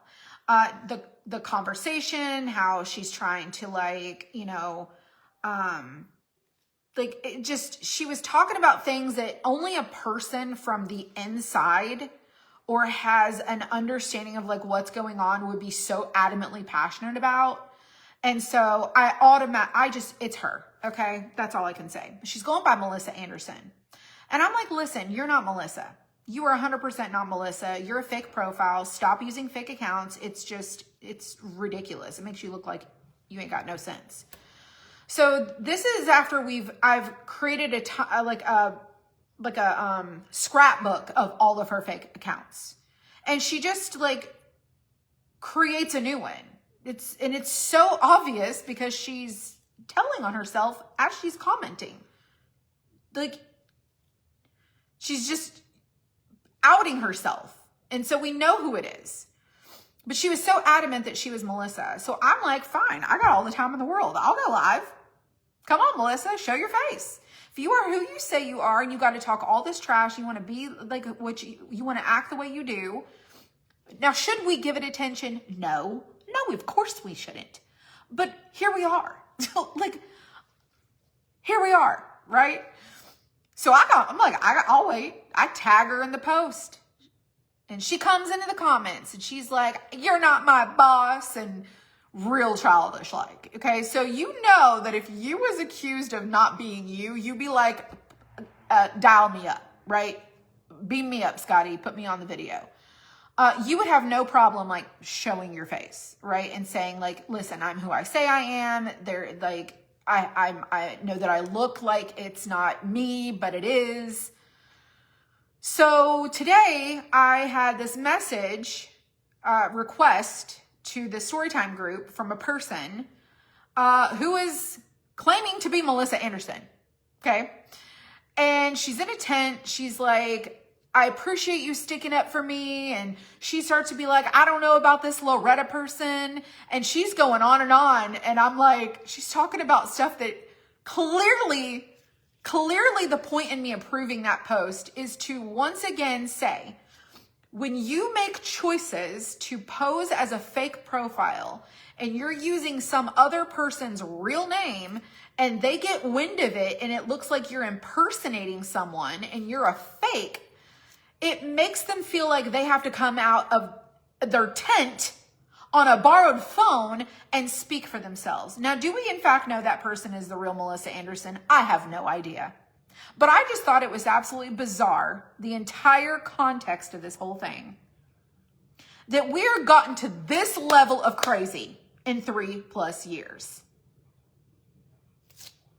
And people have not figured it out just yet that I am the girl who will call you out. I am the girl who will call you to the carpet and be like, let's have a combo. I'm not one that just like puts things on the back burner and just like skirts on by things. Like, no, you're Melissa, be Melissa then. You got a lot to say in the comments, but come say it to my face. Oh, you don't want to do that? Fine, then sit down and be quiet. Well, the real Melissa, so to speak, shows up. So I'm like, post. Now what? We got a whole nother Melissa coming forward saying, no, this is me, I'm Melissa. While also using another person's name. Mind blowing. And by the way, that person in that video is not Loretta. Just saying. This is the level of crazy. If you needed a hobby or something to follow, this would be it. Okay? It's that kind of crazy.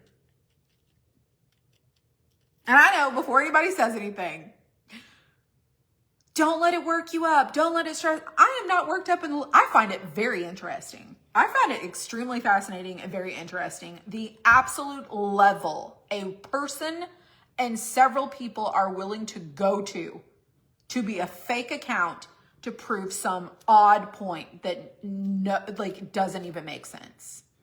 Just saying. Just saying. It's crazy town is what it is. It's crazy town. I feel like it's because I have this like true crime streak in me that I just gotta look. I'm telling you, it's insane. It's insanity is what it is. It truly is insanity. But listen, if you think that your family has crazy, no, I bet you I got you beat. This side's going to need a little bit more right here.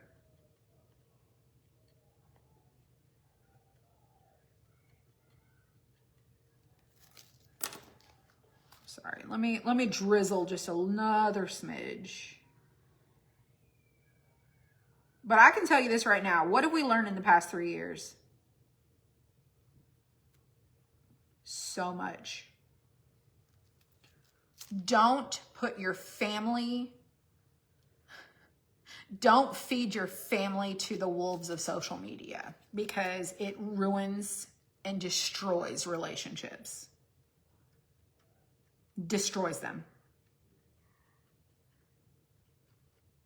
It is not worth it. Keep your stuff private. Because I'm telling you right now, if I didn't have a head on my shoulders and didn't continue to show up every 3 years and be exactly who I am and like be as transparent as I am, as much as I did not want to be, y'all would probably think I was crazy.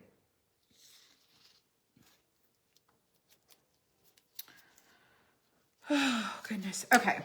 So this is how much I have left. I don't know if you can see that little line there, but there's quite a bit left. Now we still have to put on the little top, the little body to, here. Lori Vallow jury selection starts in a week. I know, right? Well, she looks like a male to you. She claims to be Melissa Anderson. I have no idea. I didn't ask her for an ID check. It literally happened like 10 minutes before I came to do this video. So I have really, truly no idea. But I'm like, in full transparency, let's just put it all out there. All right, I'm gonna stick the body on now that the resin is on here. And let's just see how this looks. My hands are a little sticky, so I don't want to touch it too much.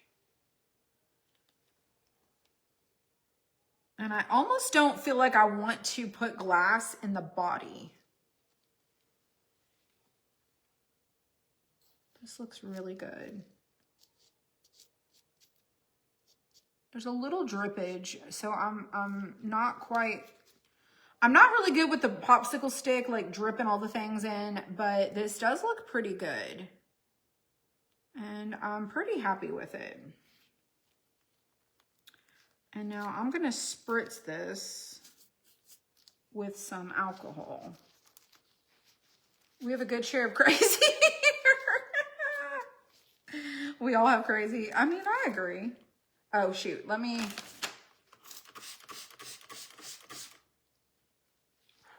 Woo! I'm pretty sure that was probably too much.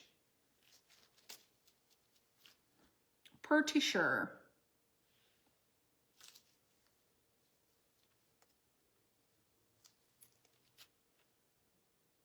Well, I will tell you what, the alcohol works some miracles, I tell you. Whoever learned that trick is like, got to be the smartest person in the world.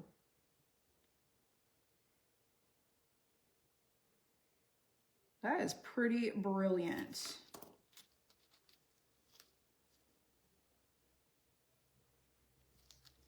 There is still a few bubbles.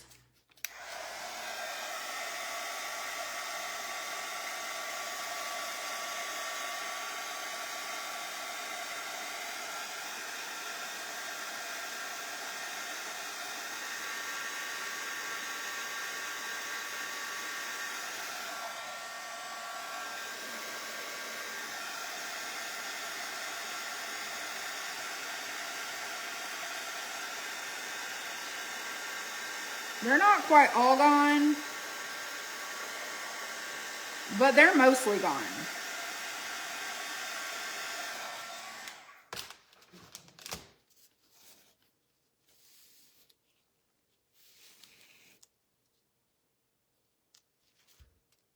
That looks so good.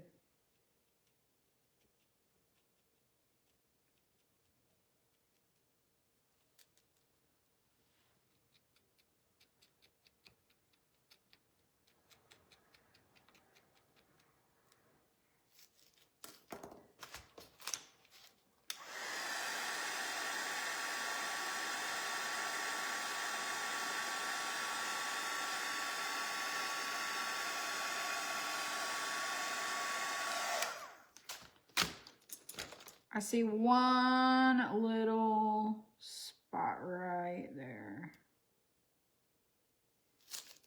And that was too much. Still too much. The alcohol, you spray it on there and it just does something to the bubbles. Because when you mix your resin, you end up with a few bubbles, and it's really hard to kind of get it out completely. There's little machines you can use to like bring out the bubbles. Okay, this is done. I'm gonna take off these gloves, but I'm gonna save these, and I'm gonna have to use one of them for the dragonfly. So my hands are super like sweaty in there. All right, we're gonna save that one. I probably can save both of them, but, and then I'll show you what this looks like from overhead. Now I did something neutral. I know that y'all were like, too colorful. We're gonna do that on the dragonfly. We're just keeping this one a little bit more simple. You love my shirt? Well, thank you. Appreciate it. This is a Valentine shirt. I think we still have it in the shop. And my checker shirt came from a TikTok shop. Oh, I need to clean this off really quick. Also, you can use the alcohol to clean your brushes and your tools, which I did not know that. So I've thrown away my brushes. So I just cleaned this off. And then, I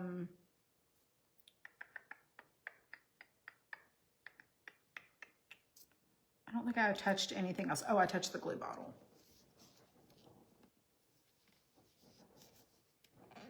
All right. And this cup.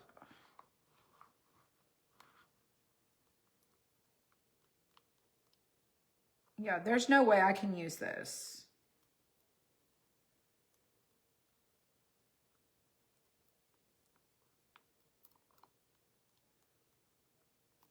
Okay, let me put this in a cup.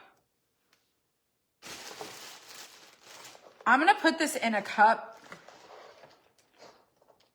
like a bowl, because when I left it in this cup the last time with the little popsicle stick, there was entirely, this is just a lot of resin to use, but there was so much left that it didn't want to come out of my cup. And this is like a silicone cup, so it should come out, but it didn't want to come out. So that little bit that's left in there, I can get that out when it dries. Alrighty. What in the tarnation did you just watch? I told the story, y'all. I told the story. Y'all just got to go back and watch the replay of this video to get like the story again in case you just joined. All right, I'm trying to get up some of these little glass particles here.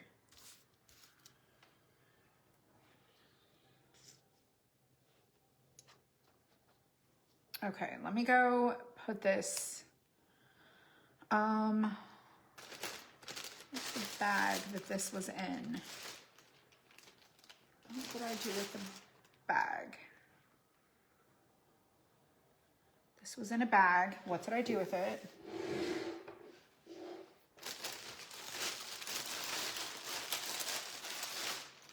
That is not it.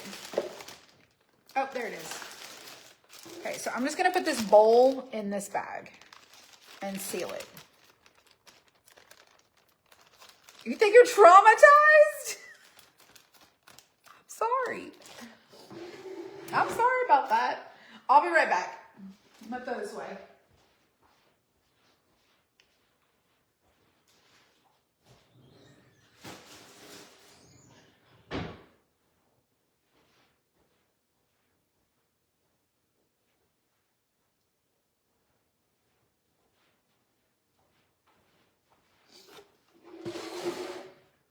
All right, let me pull you off of here, and I'm gonna flip this around. And, oh, There we go. There we go. So now you can see how it just, it's like, it's so hard to just get it in the little grooves. But when this dries, that is going to be really pretty. And it's just an interesting take on like how you can craft with these.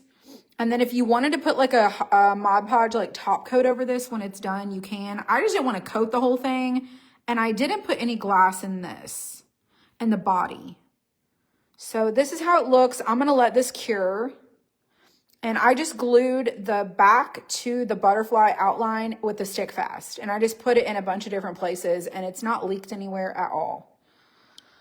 Okay, so now we're going to do the dragonfly. All right, so let me go set this aside. And then I have the easel back. So when this cures, I'm going to put the stand that makes it stand up like a picture. I'll put that on the back of this. And so this will be cured tomorrow and then I'll like update you guys. I'm going to set it over here on my table to cure with the stand. And I'm going to just spray this down really quick and clean up this counter. And then we're going to do that dragonfly. It is really pretty. So it's just a different way that you can use the glass and our wood cutouts. I need to get some, whatchamacallit, power wash. Clean up this spot here. All right, let's clean it off one more time. And we'll start our next one.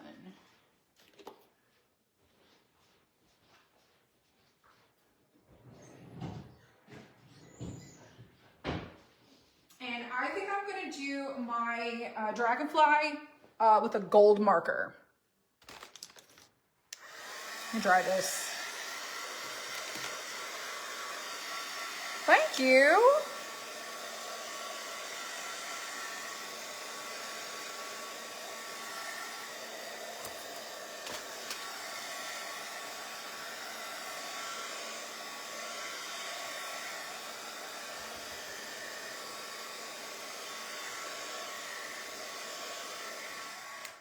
Okay, so we're going to use a gold marker. Let me find my markers. Hold on just one second. It is here.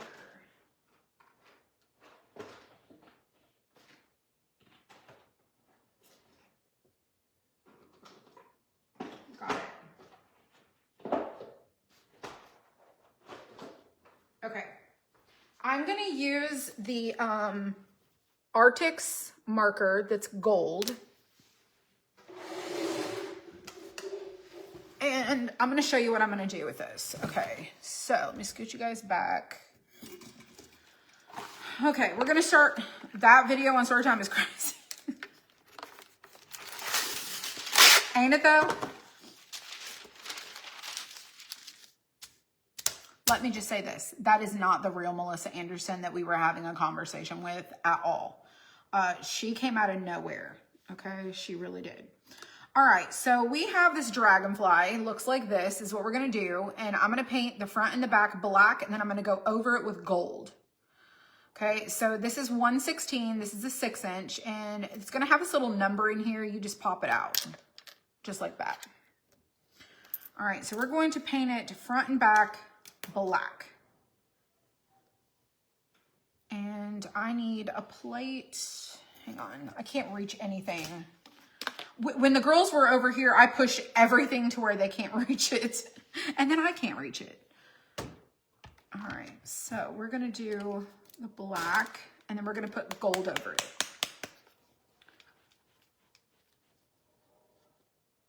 Thank you. You would love to have my talent? I teach you how to have my talent. You can do it. I am the most thorough person, I swear. I am the most thorough. I take my time. I explain. I show all the details. I really try very hard. So this one's smaller. So I'm going to point this down so you guys can kind of see what's happening here. And let me get myself situated in this chair. All right, so I have a plate with black paint, and I'm going to coat the front and back of this outline. Then I'm going to take this gold marker and go around it like it's leaded. You know what I'm saying? So we're going to try something different. We're going to try to do like a really cool look on this.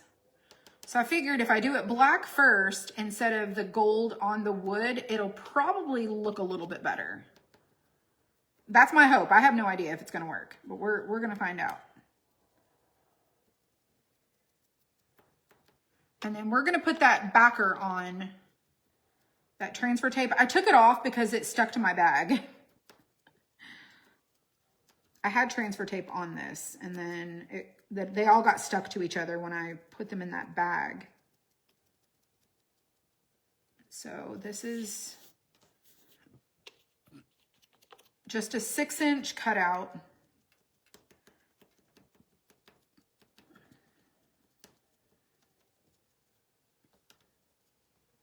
And if you like these and you have that gallery glass, you could just do gallery glass. You know, the little liquids, you can put those in there. It's a good fake name.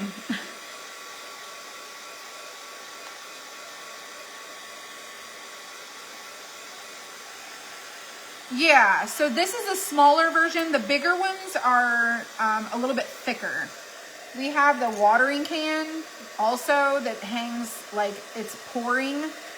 And then I really want to do this one. It's a lady standing on a street with an umbrella, and there's like, she's like looking out towards like the water, and there's like clouds. It's really, really fun. But we're going to do this dragonfly. All right, so the next one we do will probably be the barn. Somebody asked for the barn, and then the cow. I don't know that I'll do them this week. Some of these I'll probably try to do like during the day, but I have like our everyday products that we still have to get launched. So I still have to do those for our summer and like everyday. Because this collection is pretty much done. I have to just get the 6-pack bulk ones done and listed, but all the 6 inches all in the shop. So you'll just get to choose 12 or 6-inch on the same listing. They're all right there together. All right, so let's try this.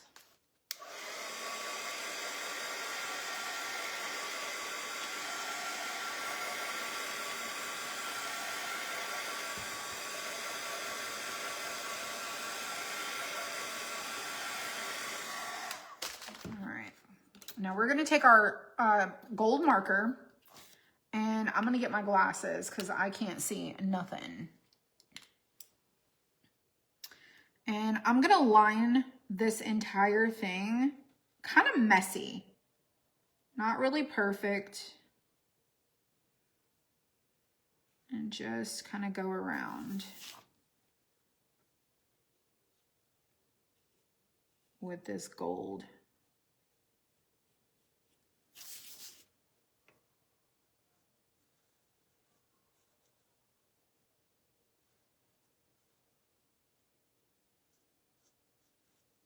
This is a little time consuming.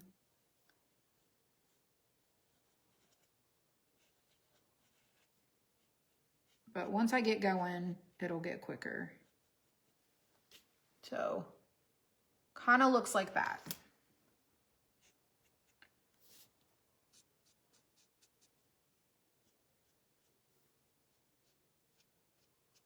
The one thing about this marker is that you kind of have to go back over it to blend it properly, or you get these weird lines where it doesn't look like it goes together.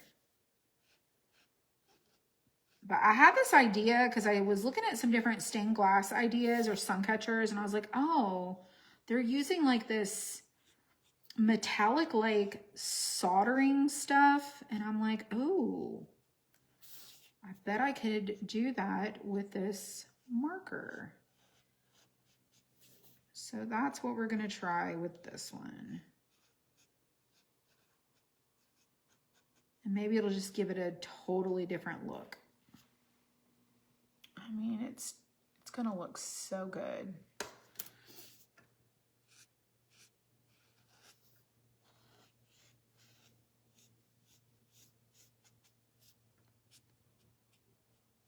Like I said, just preference. But you see, this is really easy. You don't need a lot of skill set. You're just like filling the openings. I think the most difficult part is like the commitment to color. Some people have a hard time with like the vision of like, what should I do? I love Pinterest. I love going and looking like for different inspirational pictures to like help guide me when I'm unsure. And then it'll start to spark some other like thoughts and ideas that I feel like open the door to creativity.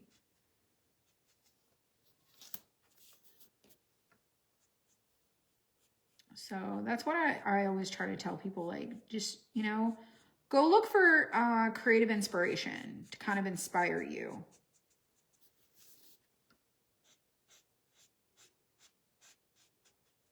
I want when someone sees this to not really know that it is like wood. Now, if you wanted to go around the entire edge of this, you could do that too. And by the way, these are really great gift ideas. And if you do any sort of like craft shows or booth spaces, these are really fun little filler things that you could like display. Just really cute. I like to take stuff like this and like hang it on my doorknobs or on a cabinet.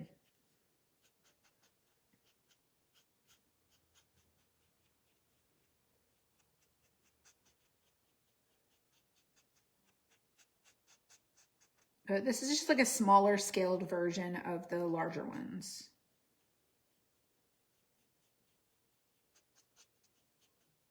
And if you do classes and workshops, these are great for that too. Like in-person things.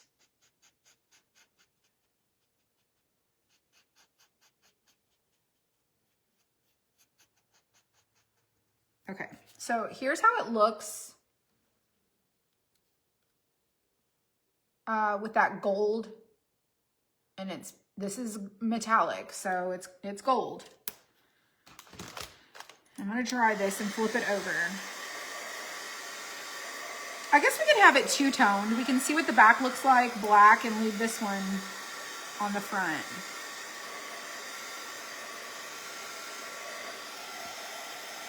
Let's do that. Let's leave the back black, and then let's leave the front gold. It'll give us like a two-tone. It's great for like trial and error. We'll figure out what's next. You'd hang this in your window? Me too. Me too. Me too. All right, so we're gonna use this cardboard. Oh, there's glitter on it. Oh, I use this glitter. I use this.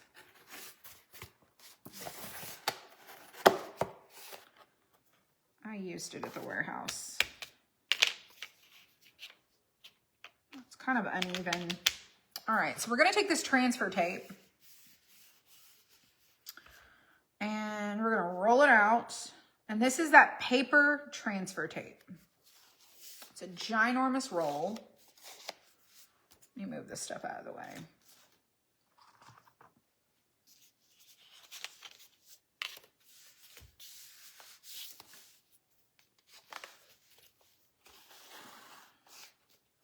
I didn't move it out of the way enough.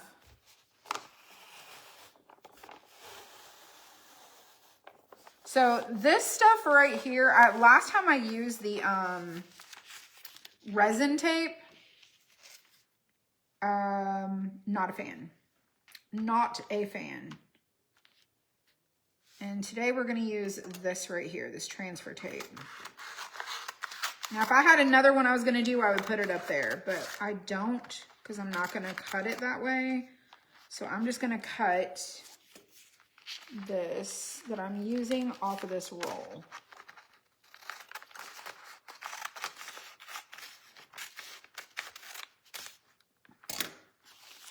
And we're going to use that. And then I'm just going to roll this back up.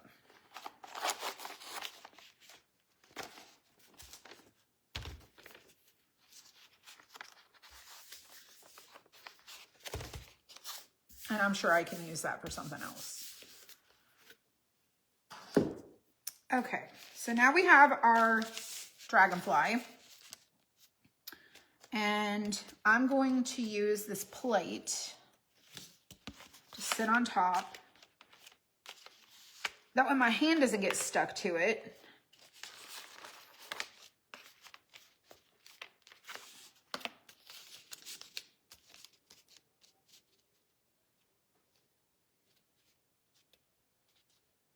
Now, somebody suggested outlining this with hot glue and it will keep it from running and leaking like my one did.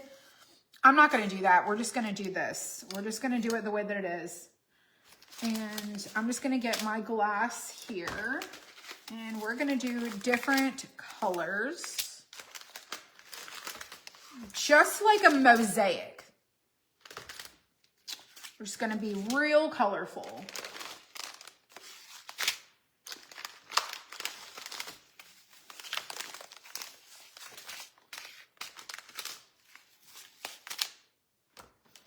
I think that's all I have, except I have what's over here. And I have this. Okay. So I'm not going to use this one. This is Nature's Confetti. I'm not using that. But I'm going to use random bits of colored glass. Okay. So I'm going to take and pour this. Let's pour this right in the eyes. Let's do the eyes.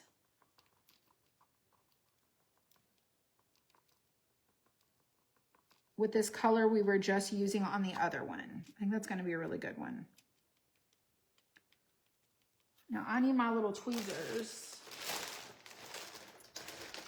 because I am making a mess.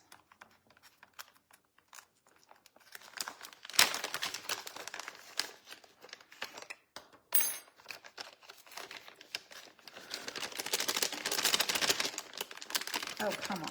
There we go.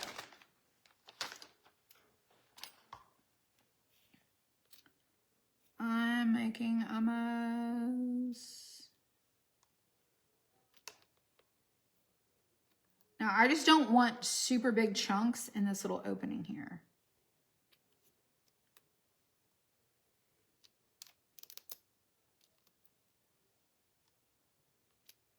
So the other one, I was doing just one color, so it didn't really matter because I was just moving it around. This one, we're going to be changing colors. So we're going to put that back in there. And that was the Olive Meadow in the eyes. Okay. Let's do the body in this color here. This is Mermaid Tail.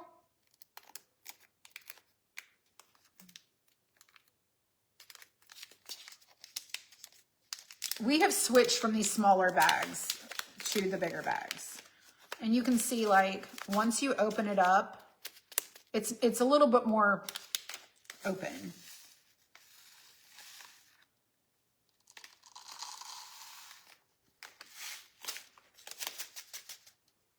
It just doesn't stand up very good. All right, so we're gonna do the body, like the head.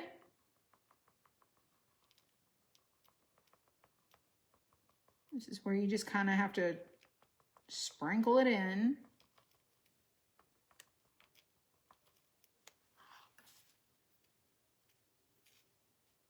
Just like that.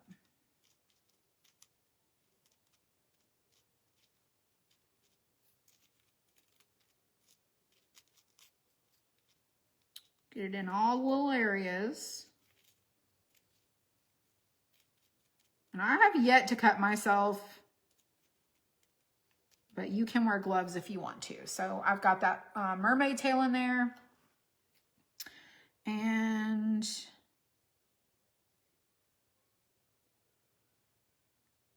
I think I might do the whole rest of the body that. Let's just do that.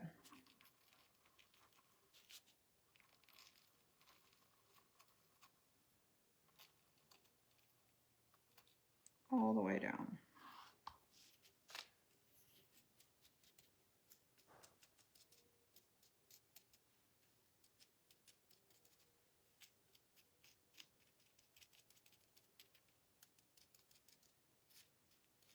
Now, like I said, if you have too much, you can always like scoot it into the next little opening.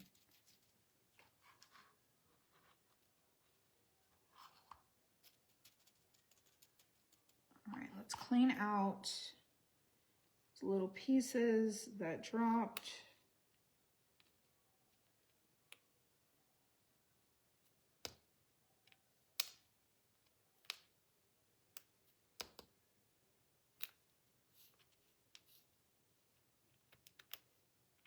I definitely made a little bit of a mess here.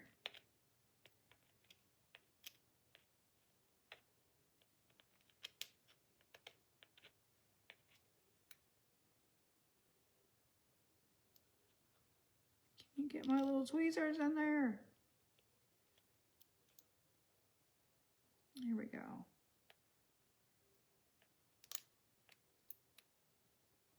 Patience. Patience. Okay. All right. So we've got the body in the mermaid tail. And like I used very little.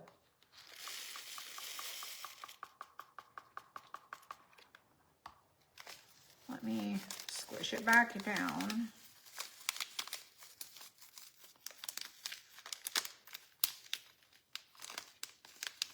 Yeah, I really use very little.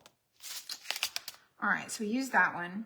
Now we're gonna use, let's do some, let's do, what color do I have in here? I wanna do some red.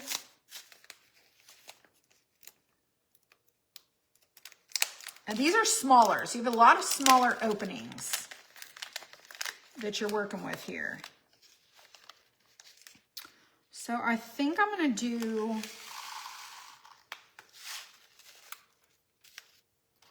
some red. And I think I'm gonna do it in this little opening here. It's like it's going everywhere but where I want it to go.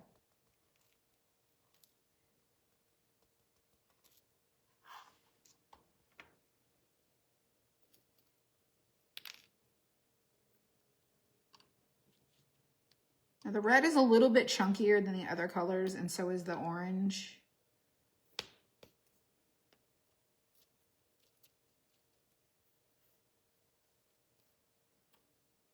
Pick these up.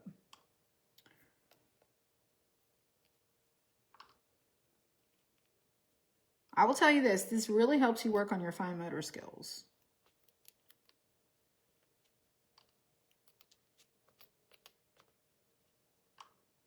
So if your doctor tells you to keep your hands moving, this is one way to do it. All right, I take out this super big chunk right there.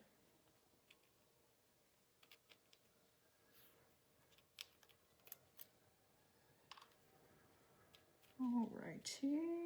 that looks good. I overfilled it just a little bit.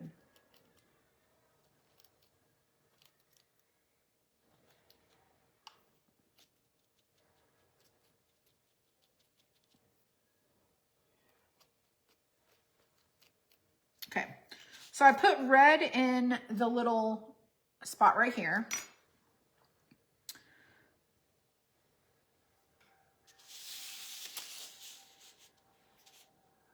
And I think I also want to do red right here.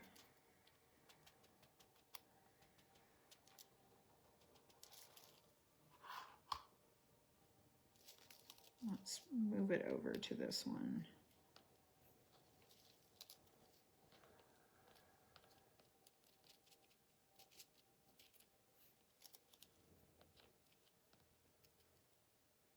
Trying to make it look like it has a little bit of a pattern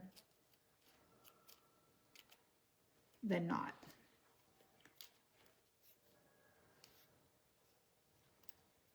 I don't know what she's watching in there. She's watching something.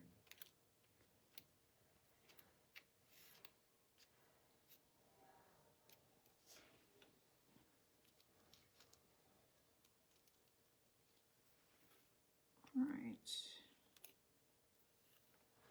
Now we're going to fill in this other side.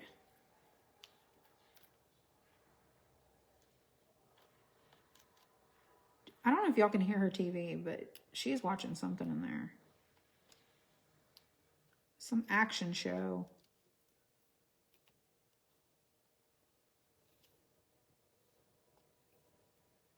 All right.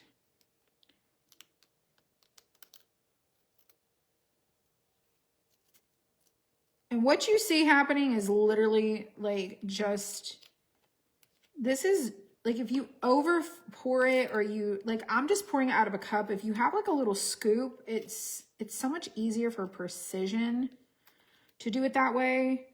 I'm stubborn, and so I'm like, I think I can master this.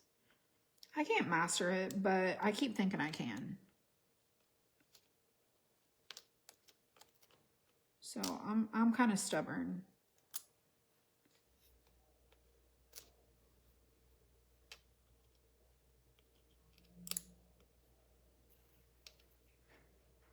You know, the goal is to not pour it into the other openings. Okay. All right. I think that looks pretty decent.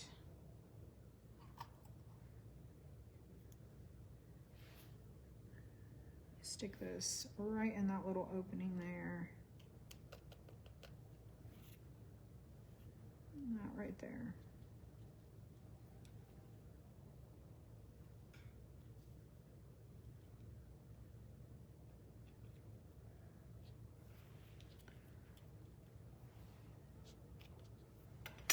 Okay. Next, that red is done. And the red is called Firestorm. It looks like a firestorm. Okay, so we used this and this and this already. All right, let's do some orange. I really want to do some orange. Your phone's acting up.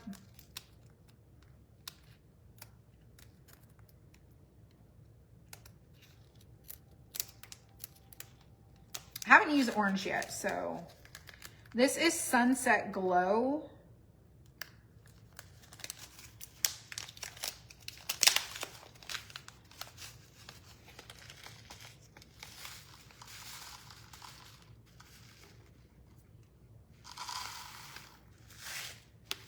And this is literally like all I put in there. All right, so let's do some orange here.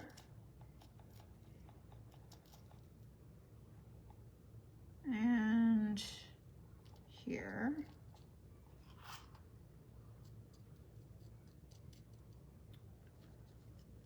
The orange is really pretty.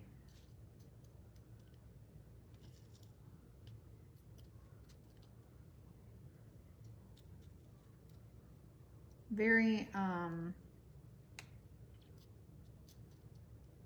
vibrant. Let's do some on this side.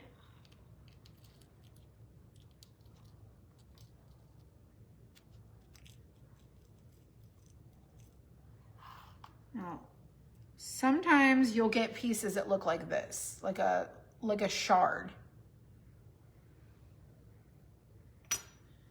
If you get pieces like that, you can like leave them or just take them out. But like I said, the red and the orange is a little bit chunkier.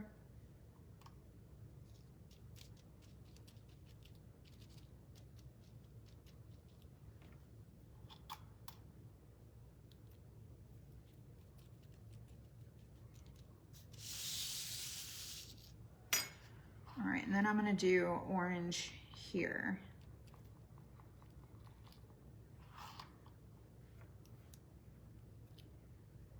And see, like there's a clear piece in there. It's all recycled glass, so just keep that in mind if you're like the color variations are very different. Like that's like a yellow piece.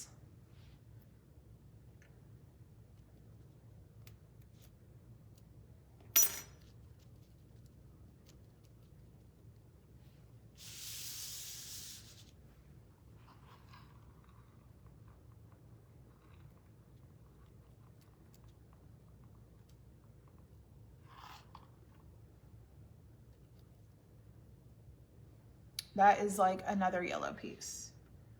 So it's got like that glow of like oranges and yellows. It's really pretty.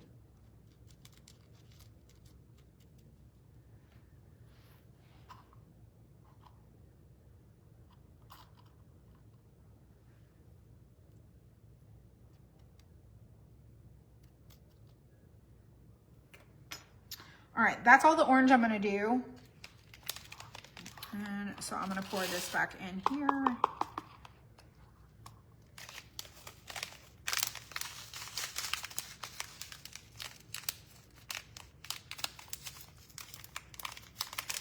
And I use very little.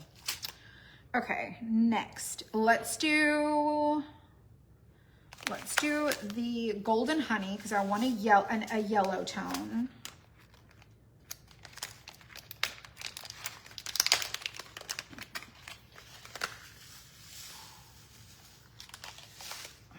This is a little bit more fine. Okay, so let me spin this around. Let me look at it. So let's do the yellow. Let's do the yellow. I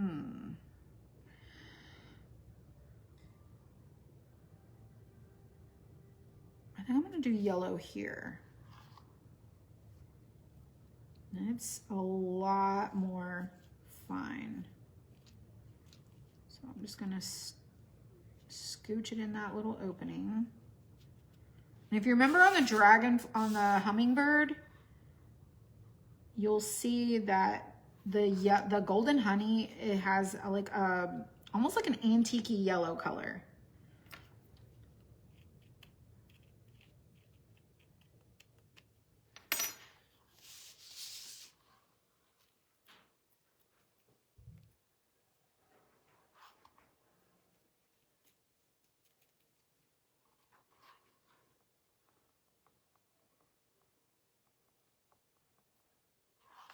And we just need a little smidge.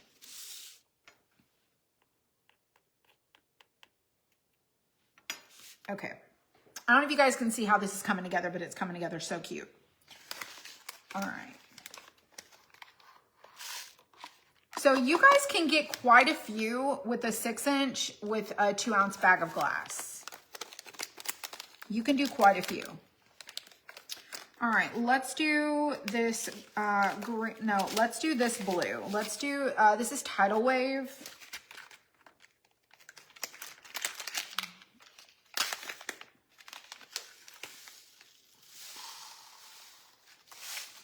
And we're gonna do this here.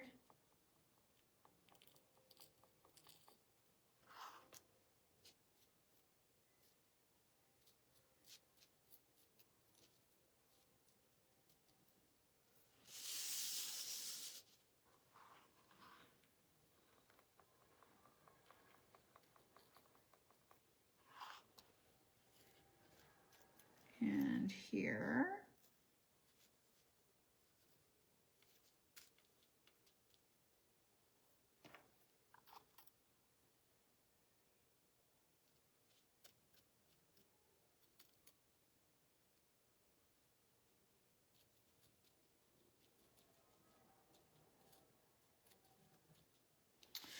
Okay, now let me spin this around, and then I think we should do one here.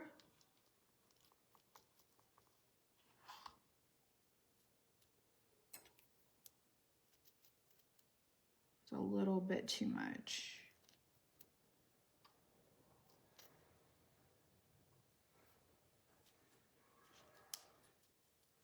And then on the other corner. So there's no rhyme or reason. You just kind of have to look at it and decide where you want your glass colors to go.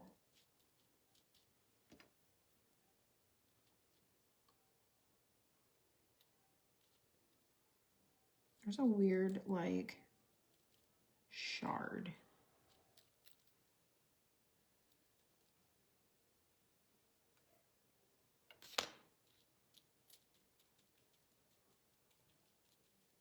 Okay.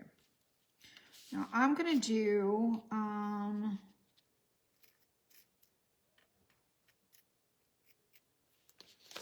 this is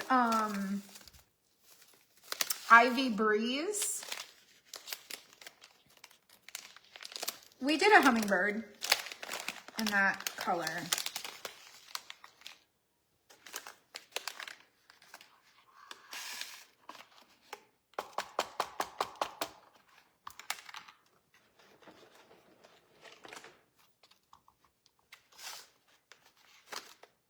This is the hummingbird. It's got that mica powder on it on the back side. That's why it looks like that green. It's a color shift, but when the light hits it, it has like a purple backing. But we did that blue. We did that. There you go. You can kind of see the color shifts on this. I'd never use a mica powder, but I tried it and I think it turned out really good.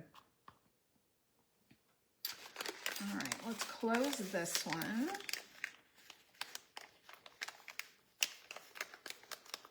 And make sure your bags are closed all the way so you don't get glass everywhere. We have the 2-ounce bags, 8-ounce bags, and 16-ounce bags. These 2-ounce bags are $3.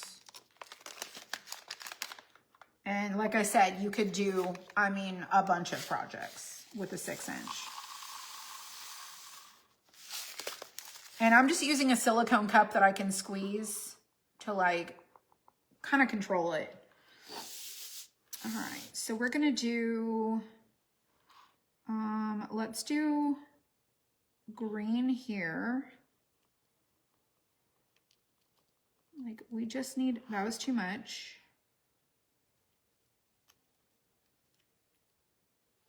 Move it over here.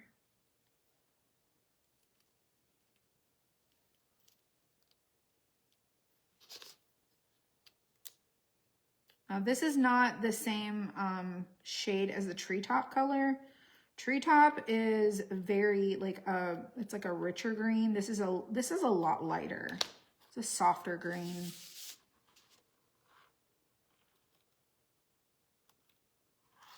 But like I said, you don't need very much of this stuff. I got green in my blue.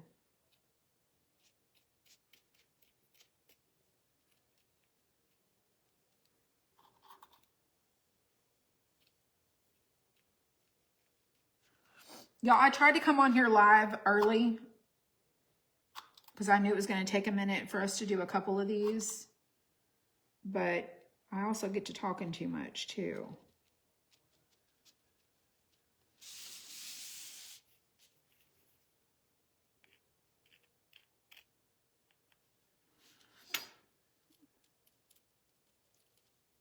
All right, I think that's really good. So there's a green there. Let's do...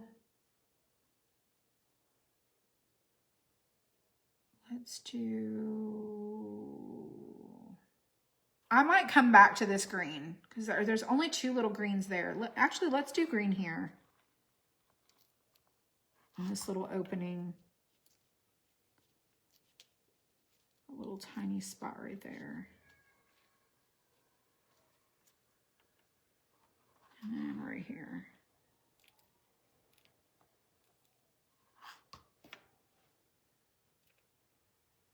See, there's this light color.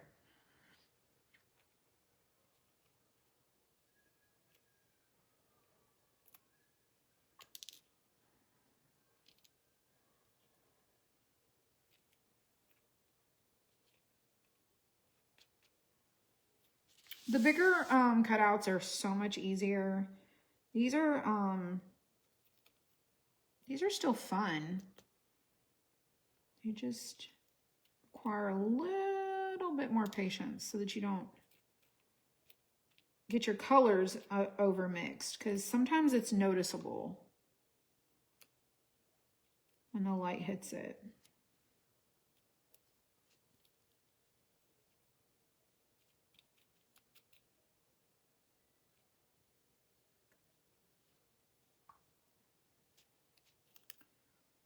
Especially in the lighter colors.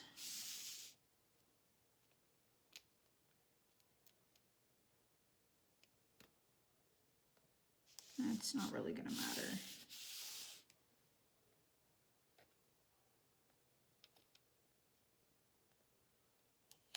Okay.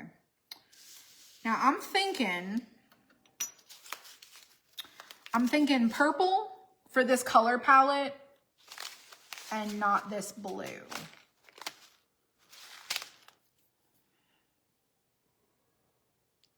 But I think I might still do like a hint of the blue. So let's go ahead and do the, let's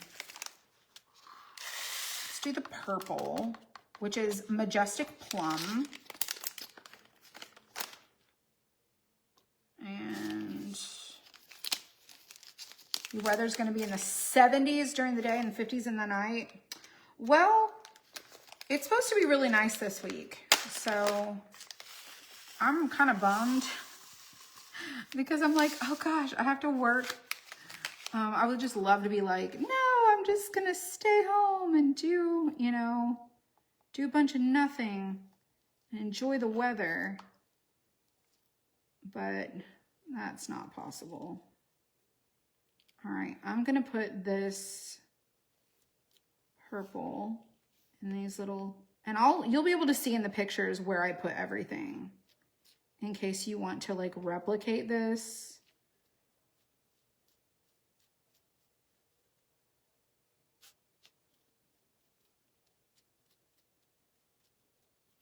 Now I got a lot on the side, but I'm just gonna move it over here. Move some into this little opening.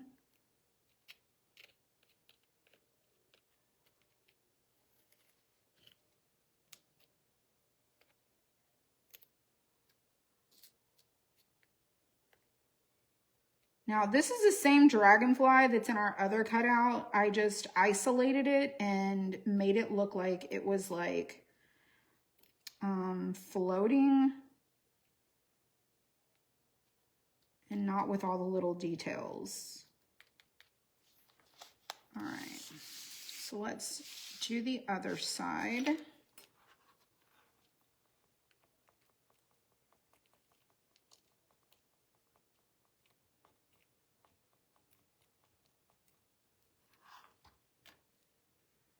Oh, that was way better.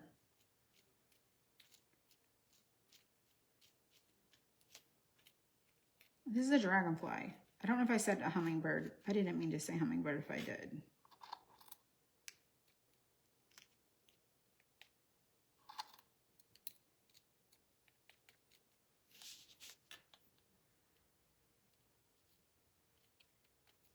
You'll probably see that in that. All right, and then this one.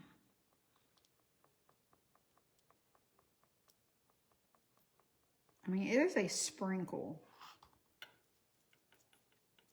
That is really all you need. Okay. So that is the Majestic Plum. Good night, Carrie. I will see you next time. Okay, we did 2 crafts tonight, in case you're still here.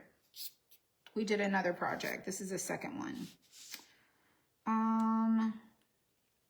We did a butterfly.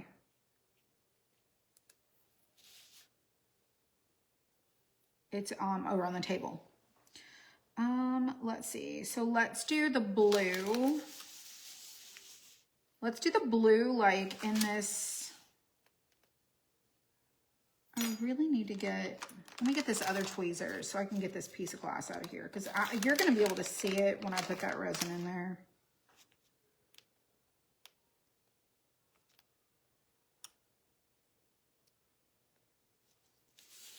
All right, is there any more pieces? Okay, so I'm going to put the blue in, this dark blue, this royal blue.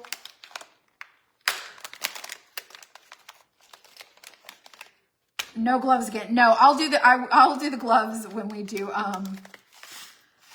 the resin. But y'all, you should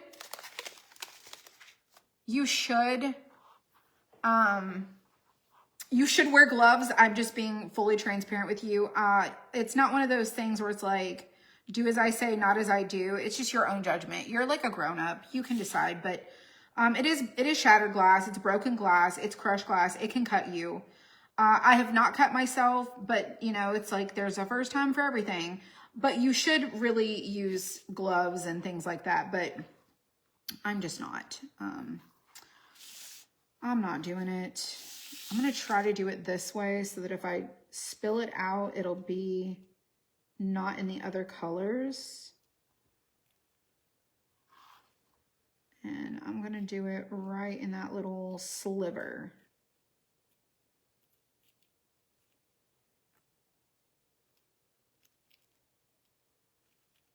Just working it. I'm not really pushing hard. And it's not like slicing me.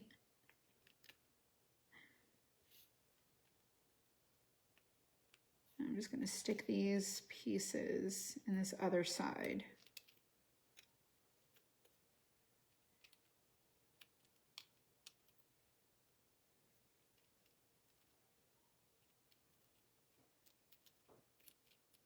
Once you use it, you'll kind of get an idea of like what to expect. It's really hard whenever you're like trying to like lead by example and like wear your gloves. But it's not like it's not that it's super sharp. It's just some of it can be.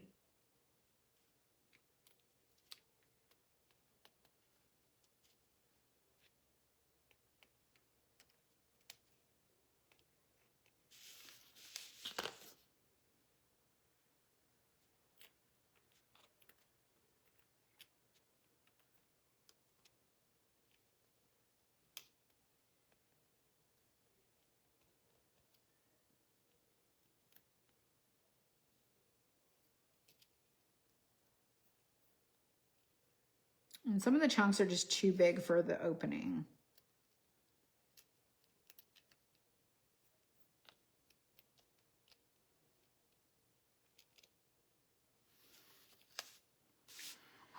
Okay.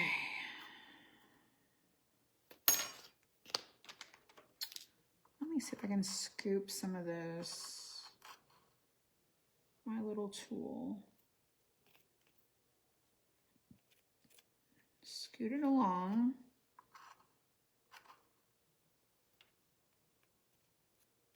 We have one more opening to fill. I've got to figure out what color I want to put there. And if you just joined, I did gold over black on this with an Arctic marker. And then on the back side, it's just black. I wanted to see what it looked like so that we could kind of get an idea.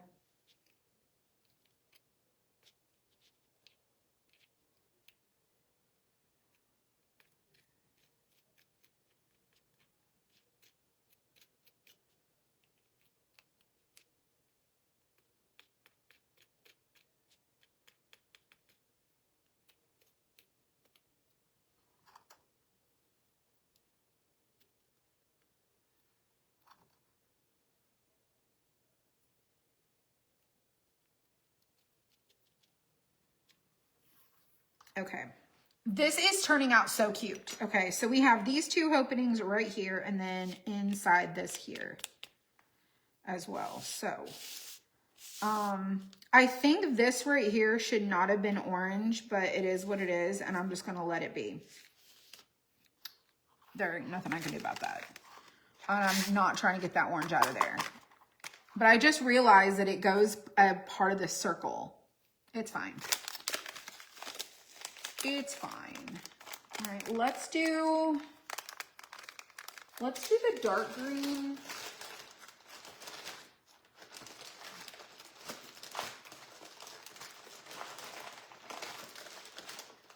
Where is the dark green? Do I have the dark green? There it is. So I'm gonna do the, this is a treetop color.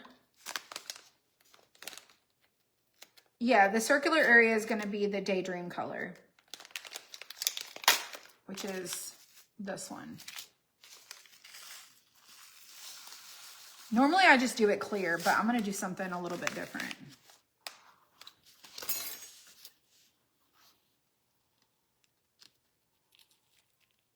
So this is a little bit of a darker green than that green right there. Ivy Breeze is lighter and Treetop is darker. Not like super dark, but definitely darker. Where'd I put that?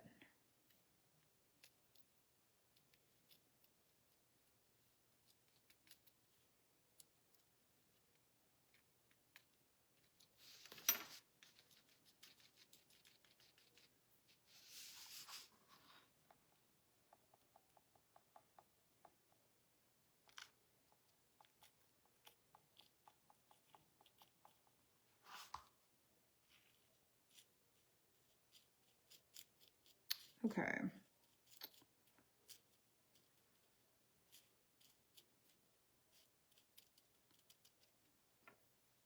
Scooting along now, almost there.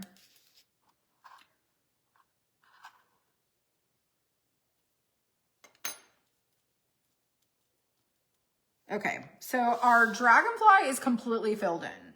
Like, it is so extra colorful. So colorful. And I used a ton of colors.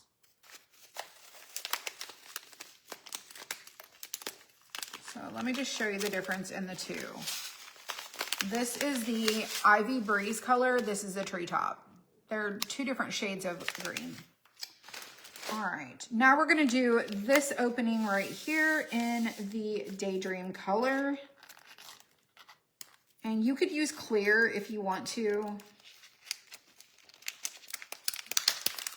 I'm just gonna use this. And somebody keeps asking, like, not the same person, but someone, I'm getting several questions about why I don't just put the resin and the glass together. Because what I don't use, I can't put back in the bag. And I also am using different colors, and I'm not putting the resin in first to just put glass in there. So I'm using the glass to fill in, and then the resin goes over it. Now this could mimic like water, where it's like floating on water. I know sometimes dragonflies like to do that.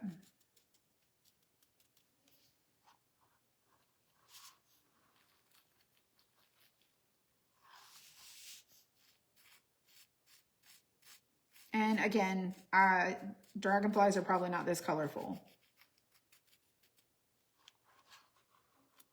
But it is my own piece of art, so I'm just doing my own little thing.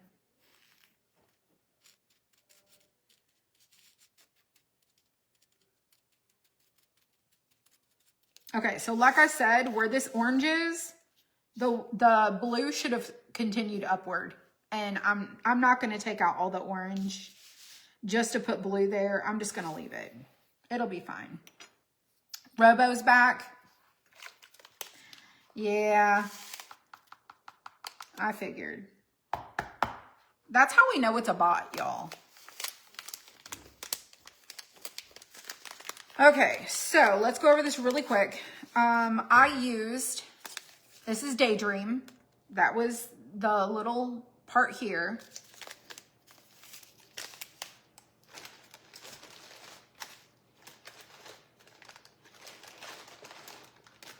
I used Treetop and Ivy Breeze.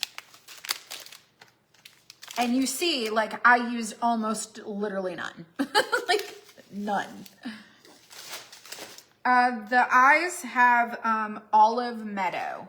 Olive Meadow. I use Majestic Plum.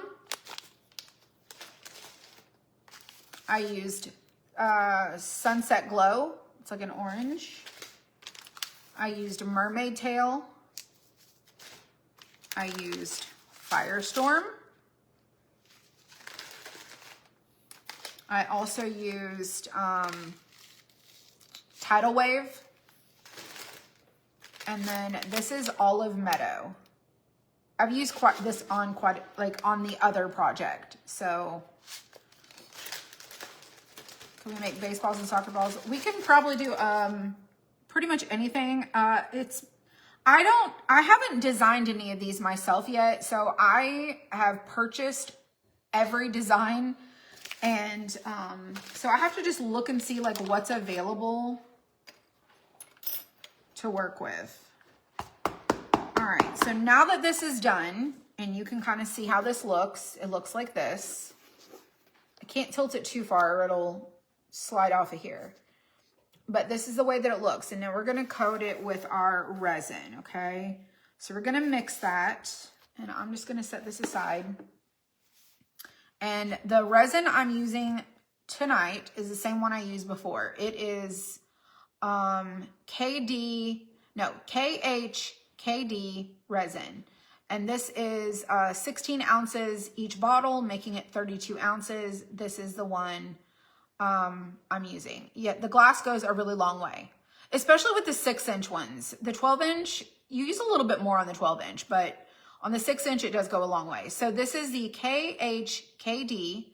This is in my Amazon favorites. So I have a whole collection of favorites for resin suggestions, like resin crafting. There's the contact paper, there's tools, there's cups, there's resin, there's a couple different brands of things. So this is what I'm using tonight, okay? I already used it on another project. So now you know. The bot is back and we're gonna be in trouble. Oh, and we also used golden honey. We used a lot of them. So I'm telling you, a 3-ounce bag goes a long way, especially if you get you a couple of different 6-inch ones.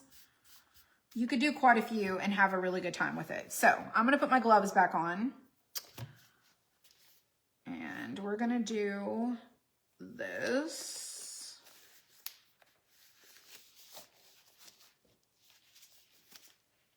We're gonna use our gloves to make our resin. And I even have gloves linked on Amazon. Like I have a whole supply list done for you guys. So it's easy for you to access. All right, so this is the cup I was using for the glass. Now I'm just going to mix it up. And I'm gonna get me another stir stick here. You're so welcome. You're so welcome. All right, so this comes in a box like this. It has like stuff in there. It has directions. Oh, I've already gotten my hair in the resin. But thank you, Barbara, for looking out for me. I already did that. I always forget. So we're going to mix equal parts of A and B. Pour the hardener and the resin. Pour the hardener first, then the resin. Okay, so I did do it right. I did do it right. So we're going to do the hardener first. And we're going to do... Gosh, I feel like that's a little bit more space than the butterfly. And I feel like I should go ahead and do 20. Y'all, I'm not good at eyeballing this yet. And so I don't want to undermix and then have to mix like a tiny smidge. So I'm just going to go ahead and mix this 20. So 20 is 20 milliliters. So I'm going to do 10 and 10. So 10. So it's 1 part to 1 part. So equal parts. And some people mix in separate cups. I'm just not doing it that way. And then the resin goes on top of that. And I pour the second one slow so I don't overfill it, because you can't undo what you just did.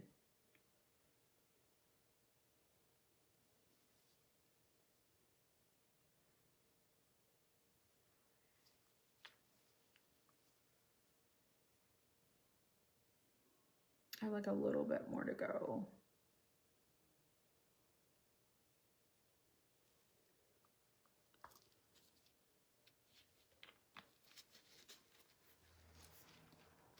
Okay, so I know it says A and B. B is first, pour in B first if you're gonna do it in the same container. A is next. You probably have a lot of popsicle sticks in the shed. I do. I do. So even though it says A is not first, B is first, okay? B is first. This came with popsicle sticks in there. So, and then you're just gonna mix for about 2 to 3 minutes. It says about 5, but I feel like it's probably less. Just till there's no swirls or streaks.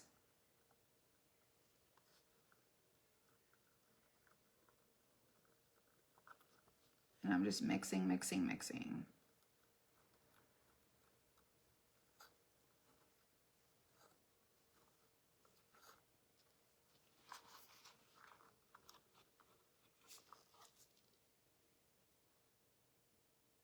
I mean, that's right.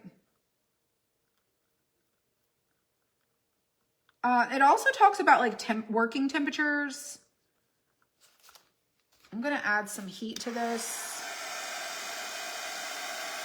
because my cup is really, really, really cold.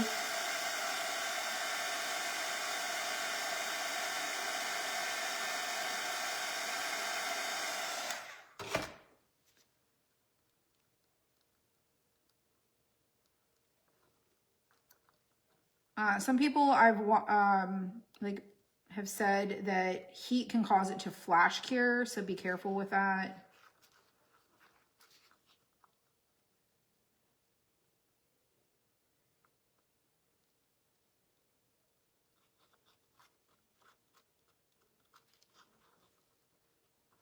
And I have an oodles amount of bubbles. Science is your favorite. Science was not my favorite. Art definitely is. But I love doing stuff like this. Like, it's just fun.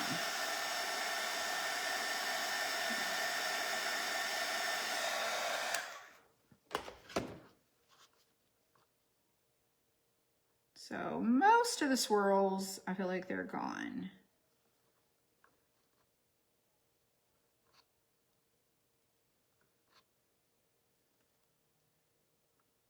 Okay, so it looks pretty good. All right, so we're gonna bring this back and we're gonna just start filling this. And I'm just gonna drizzle it in the openings and just let it sink into the glass.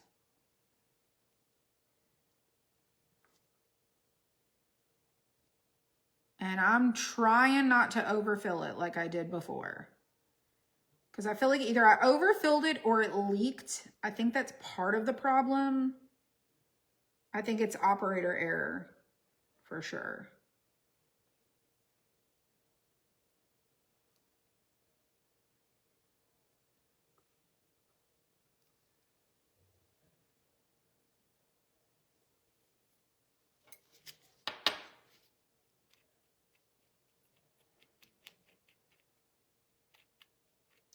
I think the thing that I've noticed the most is the edges are like the biggest point of contention.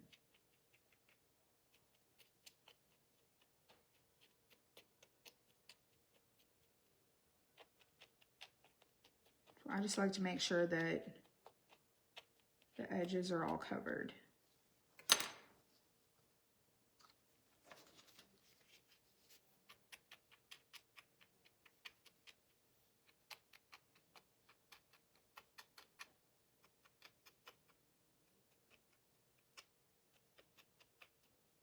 So that little eye right there needs a little bit more.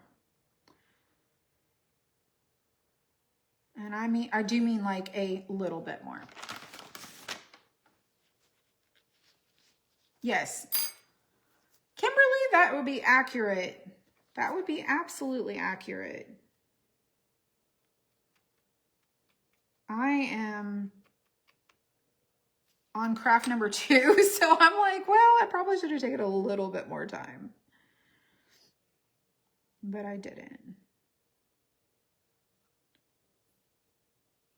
And then once it kind of settles, you can just drop in just a little bit more.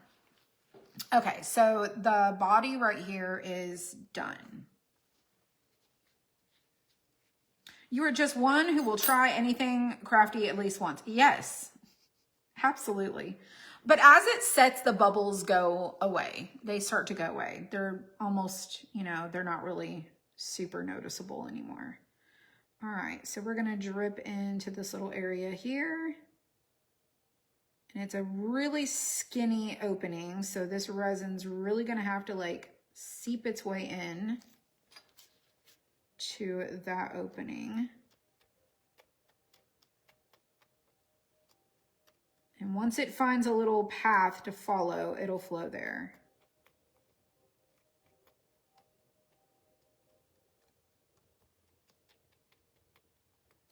There we go. Now let's do the other side.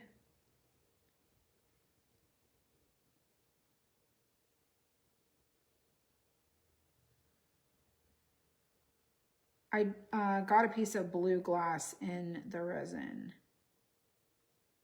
It's right there. Okay.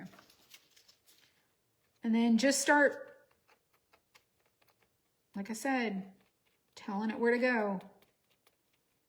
Some people don't do this at all. I'm just, I don't know, it's preference, I think. When people start doing things their own way, they figure out like what works for them. Some people just put the resin on and leave it and just let it find its way where it's going to go slowly over time.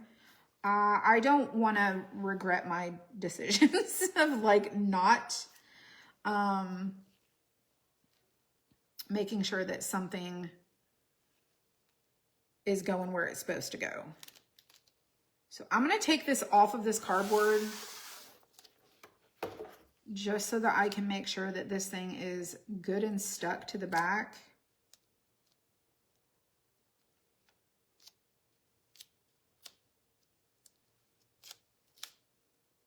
I'm just making sure.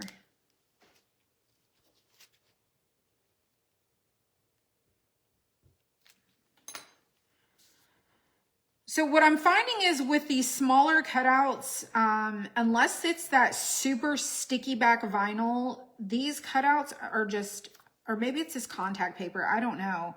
This contact paper doesn't leave a residue, but I'm telling you, they leak a little bit, and I have yet to figure out why. The resin tape leaked, but I was able to clean it up and do a pretty decent job, so I'm not too worried. But I can see where it's starting to come through, and I can see where it's like leaking up underneath here. So I'm trying to decide whether I want to go back to the vinyl, like the 631, not the 651, or that red and white grid contact paper. They leave a residue, but I don't mind coating it with Mod Podge. But I didn't have any leakage at all. So makes me wonder if it's the paper or it's the size of the cutout. Could be that too. Because I have not overfilled anything. Very, very strange. And I'm just filling all these openings and letting it kind of settle where it needs to go. That blue. Because it's starting to come around the head right there.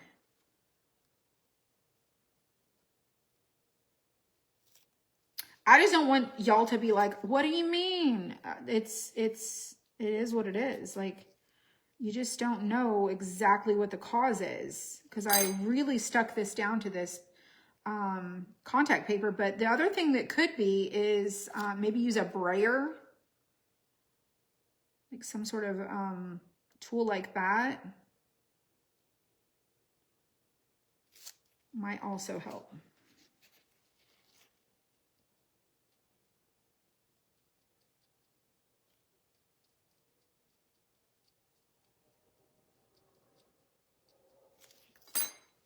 See a spot. Okay. Trying to work quickly. There's a spot right here on the green. A treetop color.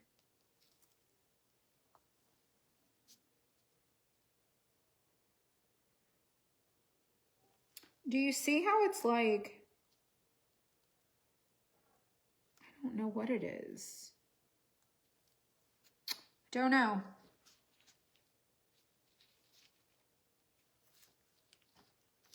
There is a learning curve for sure. Absolutely. The one thing I will say is this is not new. Like, I didn't invent this. People have been doing this for a while. And I started like looking back through like inspiration and like photos of people have been doing these like since 2020, 2021. And they really have started to like become popular again, but they've always been something that people have made. And people who are like, they're called like glassers, I guess. Or, just like people are like resiners. People who are in like the glass crafting, they've been doing like crushed glass crafts for a while. But the laser aspect of this is, semi-newer. But still, there are people back and, I was doing some research just trying to like look at like the history of like other people's examples. These have been happening for a while, and most people are using like, they're mixing up a tiny bit of resin, they're putting it on the back, and then they're putting their piece on a silicone mat, and they're using the resin to adhere it to silicone. Then they let it cure, then they're filling it. We're trying not to do that. So we're trying to use adhesive backers to create the pooling area for the stuff to go. But yeah, there's a bunch of things that I started researching and like looking up, and I'm like, there are so many different ways to do this. And it's just, some of y'all are going to do it your own way, and some of y'all are going to do it the exact way that I do it. And then you're going to be like, well, I don't like that way. And you might find a way that you like better. So that's all I can say is like, there's definitely a learning curve, especially if you're new to something. But, I'm just here to tell people like, try new stuff, do your own little thing, and have fun doing it. And you'll learn something for sure. For sure. All right, I'm just going to push this through to this, like push the glass into that resin in these little openings. Make sure we've got all that we need, because I'm going to go to bed and this is going to cure overnight. A small paintbrush would work. Yes. But your bristles over time will start to pick up the glass onto the bristles. I found that out the hard way when I was trying to do it. Like once you get it filled in, it's easier to go like around your edges of the paintbrush because you're not really like going over the little openings, so to speak. It's applying it. Applying it is the challenge.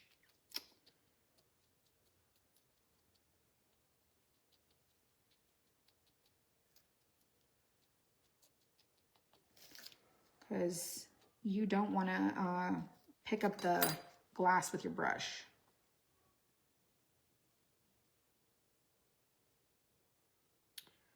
All right, so just making sure I've got all of these covered. And now we're gonna do this light blue here. Now, normally I add white to this. I didn't this time.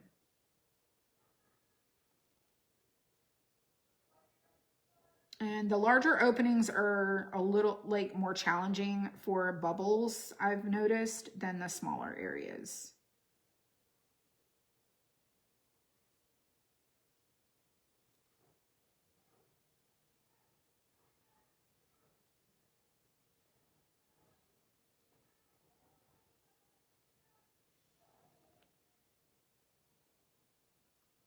Just making sure got those edges.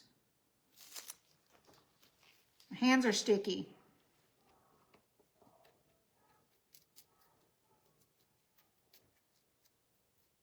So see how it separates because there's no resin there? That's what I'm talking about, is your resin has to be told to like go there. And it'll start to level itself out, but I get super anxious that I'm gonna miss it. And then when I peel it off, I'll have like a whole little area where it never got anything.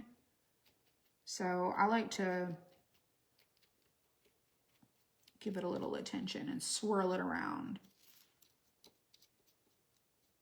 Like that corner, that resin's gonna start to flow into there. And this edge, you just kind of have to let it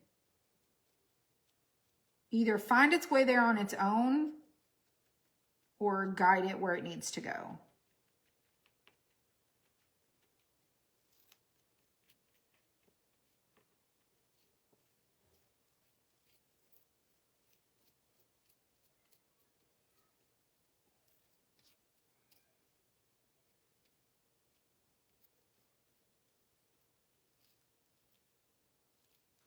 You scoop that out of there. This one just needs more.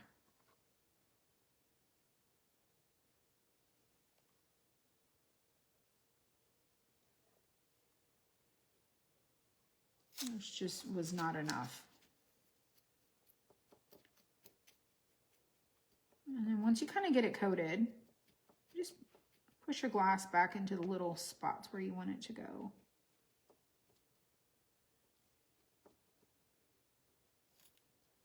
It's hard to explain it unless you're doing it to get like what I'm saying. But those of you who do these and have already done them, you know exactly what I'm talking about.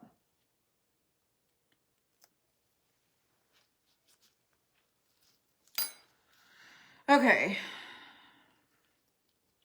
So I'm going to take what's very little left in here, and I'm going to take a little brush and I'm just going to go around the edges just a little bit.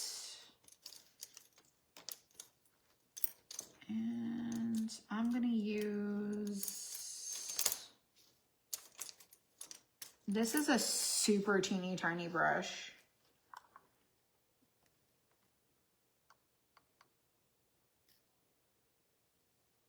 But I'm just going to go around with what is here and just put it on the edges just a little bit. I like the glassy edge. Some of y'all may not like the glassy edge.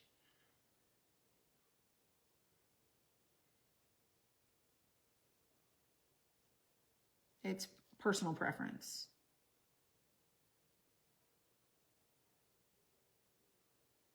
That one is a little too full, so I'm going to move some of it over here.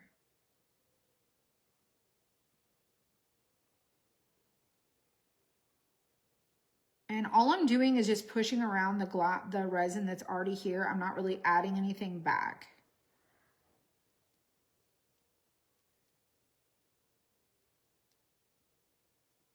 Just coating it with whatever's already there. And you can see how the gold is already starting to change its color.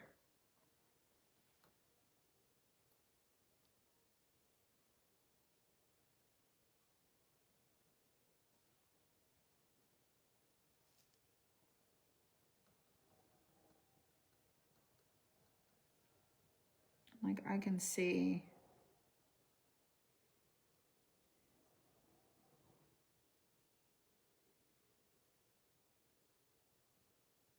how it's just leaking a little bit.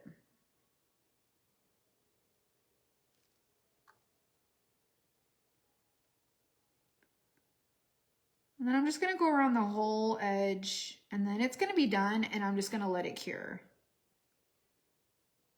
And then tomorrow morning before it's super, super hard, I'm gonna peel this off. I'll try to record that. I didn't record it on the last one so you guys can see how I fixed the leaking. It's just really pliable, so it was easy to remove.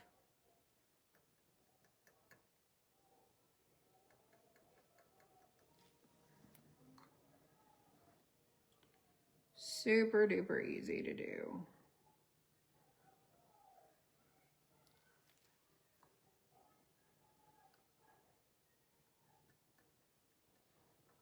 Just go around your little eyeballs.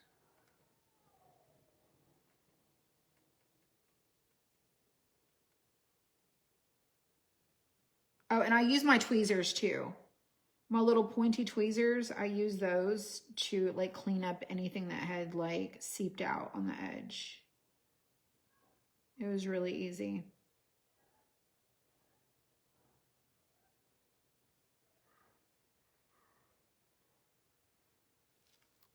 Oh, I forgot this whole side over here.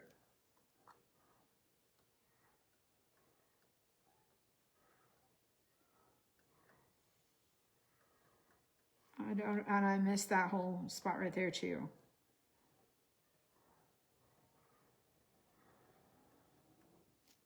She's watching some action movie.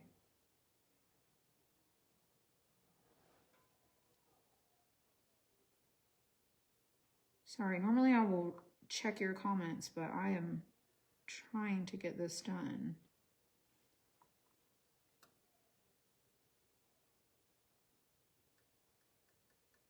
Tomorrow is Monday. I may or may not be crafting tomorrow. I normally try not to on Mondays. But if I get a chance, I will try to come and do something.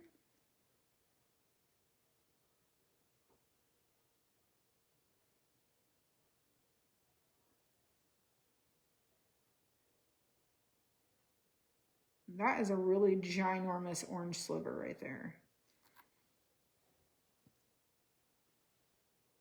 I just scooped that resin from what's leaking up here, and it's by the spot that's really narrow. It's not really doing that anywhere else.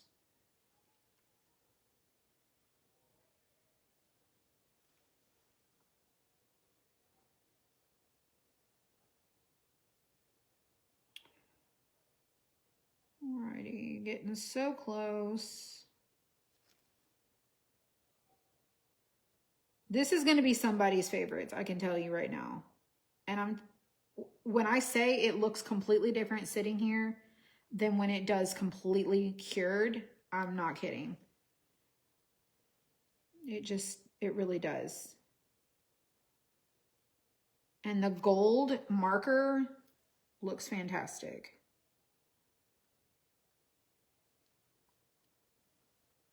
This green needs mixed around.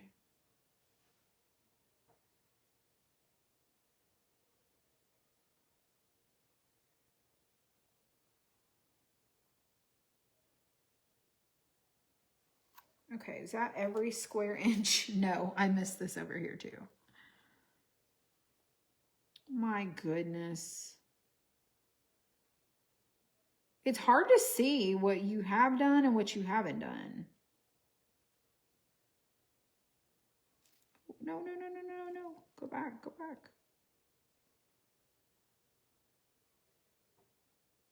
And this whole side.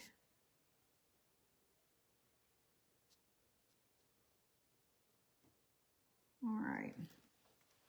We are finished. We are finished. We are done.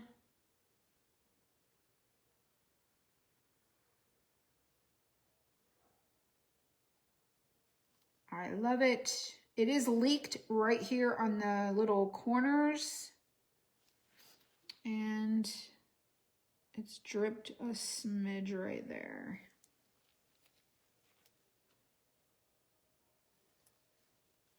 And right here. Which it'll be fine. I'm not gonna, because I know that if it's done it before, I can fix it. I can do it. I can deal with it. All right, I'm putting alcohol on this brush. I did the eyes. They're the olive meadow.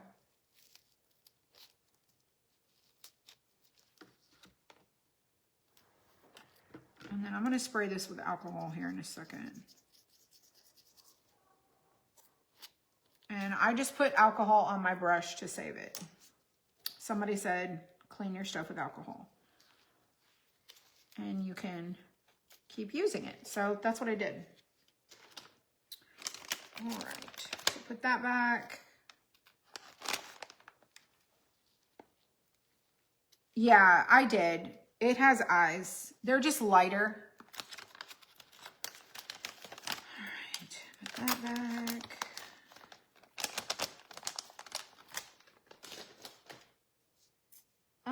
I don't think I have the, oh, and I don't have very much of this left. There's not that much left. So I'm just gonna let that be. And it'll cure. So I have this alcohol, it's 99% alcohol. And I'm just gonna spray it lightly. And it'll help pop bubbles if there are any bubbles.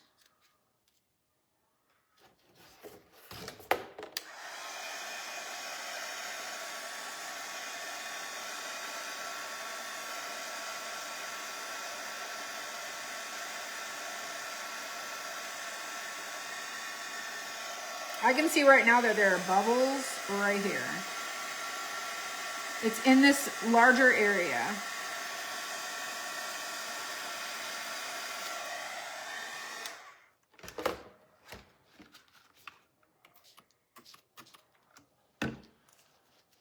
I don't know if that was too much. If it's too much, it's too much. Like, I don't know. I guess we'll learn together, right? Here's the thing. I don't claim to be the expert in everything. I am also a beginner at so many things, but I'm willing to try. I'm willing to do new things. And I don't have to be the expert at everything. It's okay to be a beginner. And there's so many people who are like, have businesses and are like, yeah, you don't know what you're doing. You have to learn. If you're willing to learn, especially with your people, then they are more like likely to understand what it's like to be a beginner with you. Like, I have never made these. Here we are.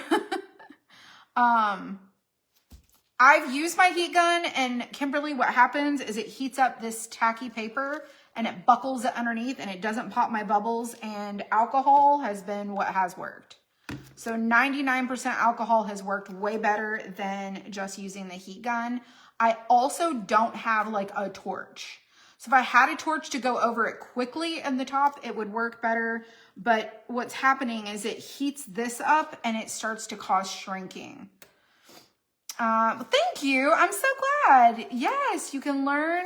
You can learn unless you can learn unless you try. You can't learn unless you try. That's true. So this is how it looks.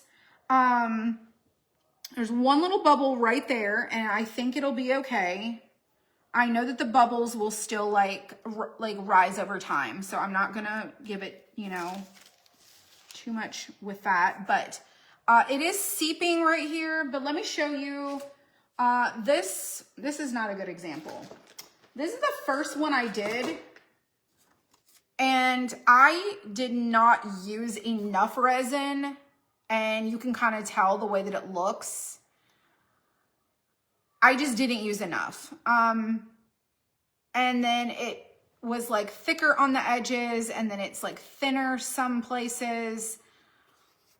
It went all the way to the back. Like the back is completely solid, but some people may like the less resin look, and it's still really hard. But this was the first one I did, and I did not paint the frame. I just left it wood. And then I did the cardinal. I believe it was a cardinal. So we did this one, and I used all of the resin. I coated the whole frame, and then it started to look like it's beaded. And I used the glass slipper clear with the light blue Daydream. And in the sun, it looks really good. I still have to get the hooks out of my shed out there, but this, it's so hard for you to like see the way that it looks unless, you know, but there's pictures of this. But this is how this one looks. So this is more filled and finished, and the back of it looks like this because I wiped the alcohol on here to get that sticky residue off. And you can see where when I heat it up, do you see where it buckled my resin and created a little fold, like a little raised area all the way across here, here. Anywhere that I tried to heat up those bubbles, it started buckling my backer. So that's why I don't want to use too much heat. And then on this one, I did this one also, and you can see how it kind of synced in on the edge. So it's like, you just have to learn what is enough and what is too much. And then you can see where if I just would have used a little bit more. Debbie, we manufacture these cutouts. We make these blanks just like this. The shell, the outline, we cut these. We have 12-inch and 16-inch or 6-inch. So these are the 6. My internet just reset itself, and I have no signal without my internet. So sorry about that. So occasionally the box will like reset the router, and then I'm like, connect. So it happens sometimes. But anyways, so what I was saying is we cut these on our laser machines, and we have glass in 2-ounce bags like so. We also have 8-ounce bags, which would be an 8 ounces this size. And then a 16-ounce bag is like, it looks like they're the same, but they're not. This is by weight, and this is like a gusseted bag. And then this one kind of looks like this. And so we weigh these on a scale, and we fill them with a funnel. And when it reaches 16.1, 16.2, we close these up. This one is like 8.1, 8.2. This is like 2.1, 2.2. So that's how it works. So it's 2-ounce, 8-ounce, 16-ounce. And these are all in the shop as well. And then we also have kits. So you can get this cut out, and all these colors are pre-selected for you. So there's a whole, like, I put kits together of some of these so that you could get them. And then this one's my favorite, but it's not my favorite to show you at night because it likes in the daytime, you can really see how really color shifting it is. Like you can see like there's that green, and then it's like got that purple hue, and then it's got like a clear. But I put mica powder on the back of this. So this one also buckled a little bit. You can see where it kind of buckled. It's crazy. It's like some of it sticks too good and then some of it doesn't stick good enough. But, so the back was sticky, and because the back was sticky, I'm like, oh, I'm going to stick some mica powder on there. So this is Chameleon mica powder, and I brushed it on and then coated it with Mod Podge. So in the sun, I have a picture of this. It looks so beautiful, and inside when it's dark, it's really hard to see what it looks like. But do you see how right here, how the light's shining through it? It's so pretty. And then when the color shifts across it, it glows in such a way. It's just so pretty. But I love the hummingbird. I really do. And I did this one a brown frame, and you can see how the glass comes through. So it's just kind of trial and error, but I have the Dollar Tree planter hangers in my shed out there. I just need to go get them. But for the cross I hung a twine on it. So that's what I did with the cross. Now the hummingbird I'm giving to my mother-in-law. I made this one. I'm like, ooh, and I got these really cool suction cups to go on my door. But these are just a lot of fun.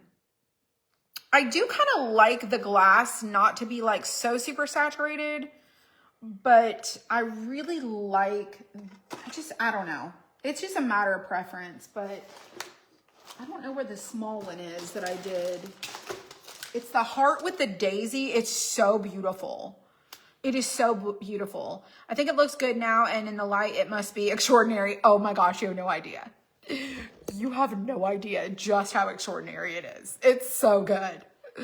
It's so good. But it's a Chameleon mica powder. I had never used a color shifting mica powder before. So I'm like, I'm willing to try it because it's creating a different look on the background of it instead of it just being clear. But let me show you this.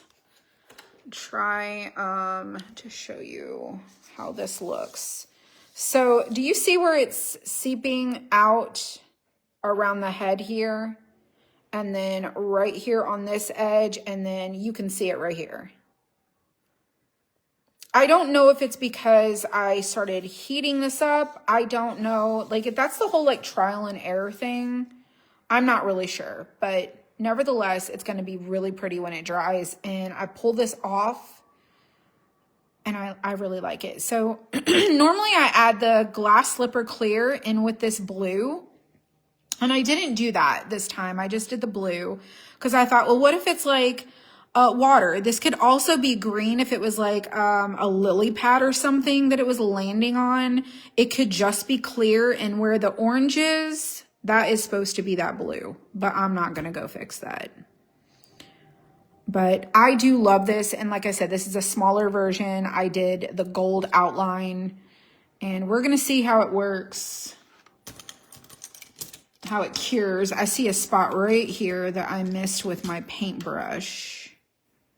And I'm just going to come in over here and move it. So right there, and then I missed right there. And I'm just going to let this dry or cure. And then in the morning, I'm going to peel off this transfer. This is paper transfer tape. And it worked on another project that I did, but on the smaller ones, it's a little bit more challenging.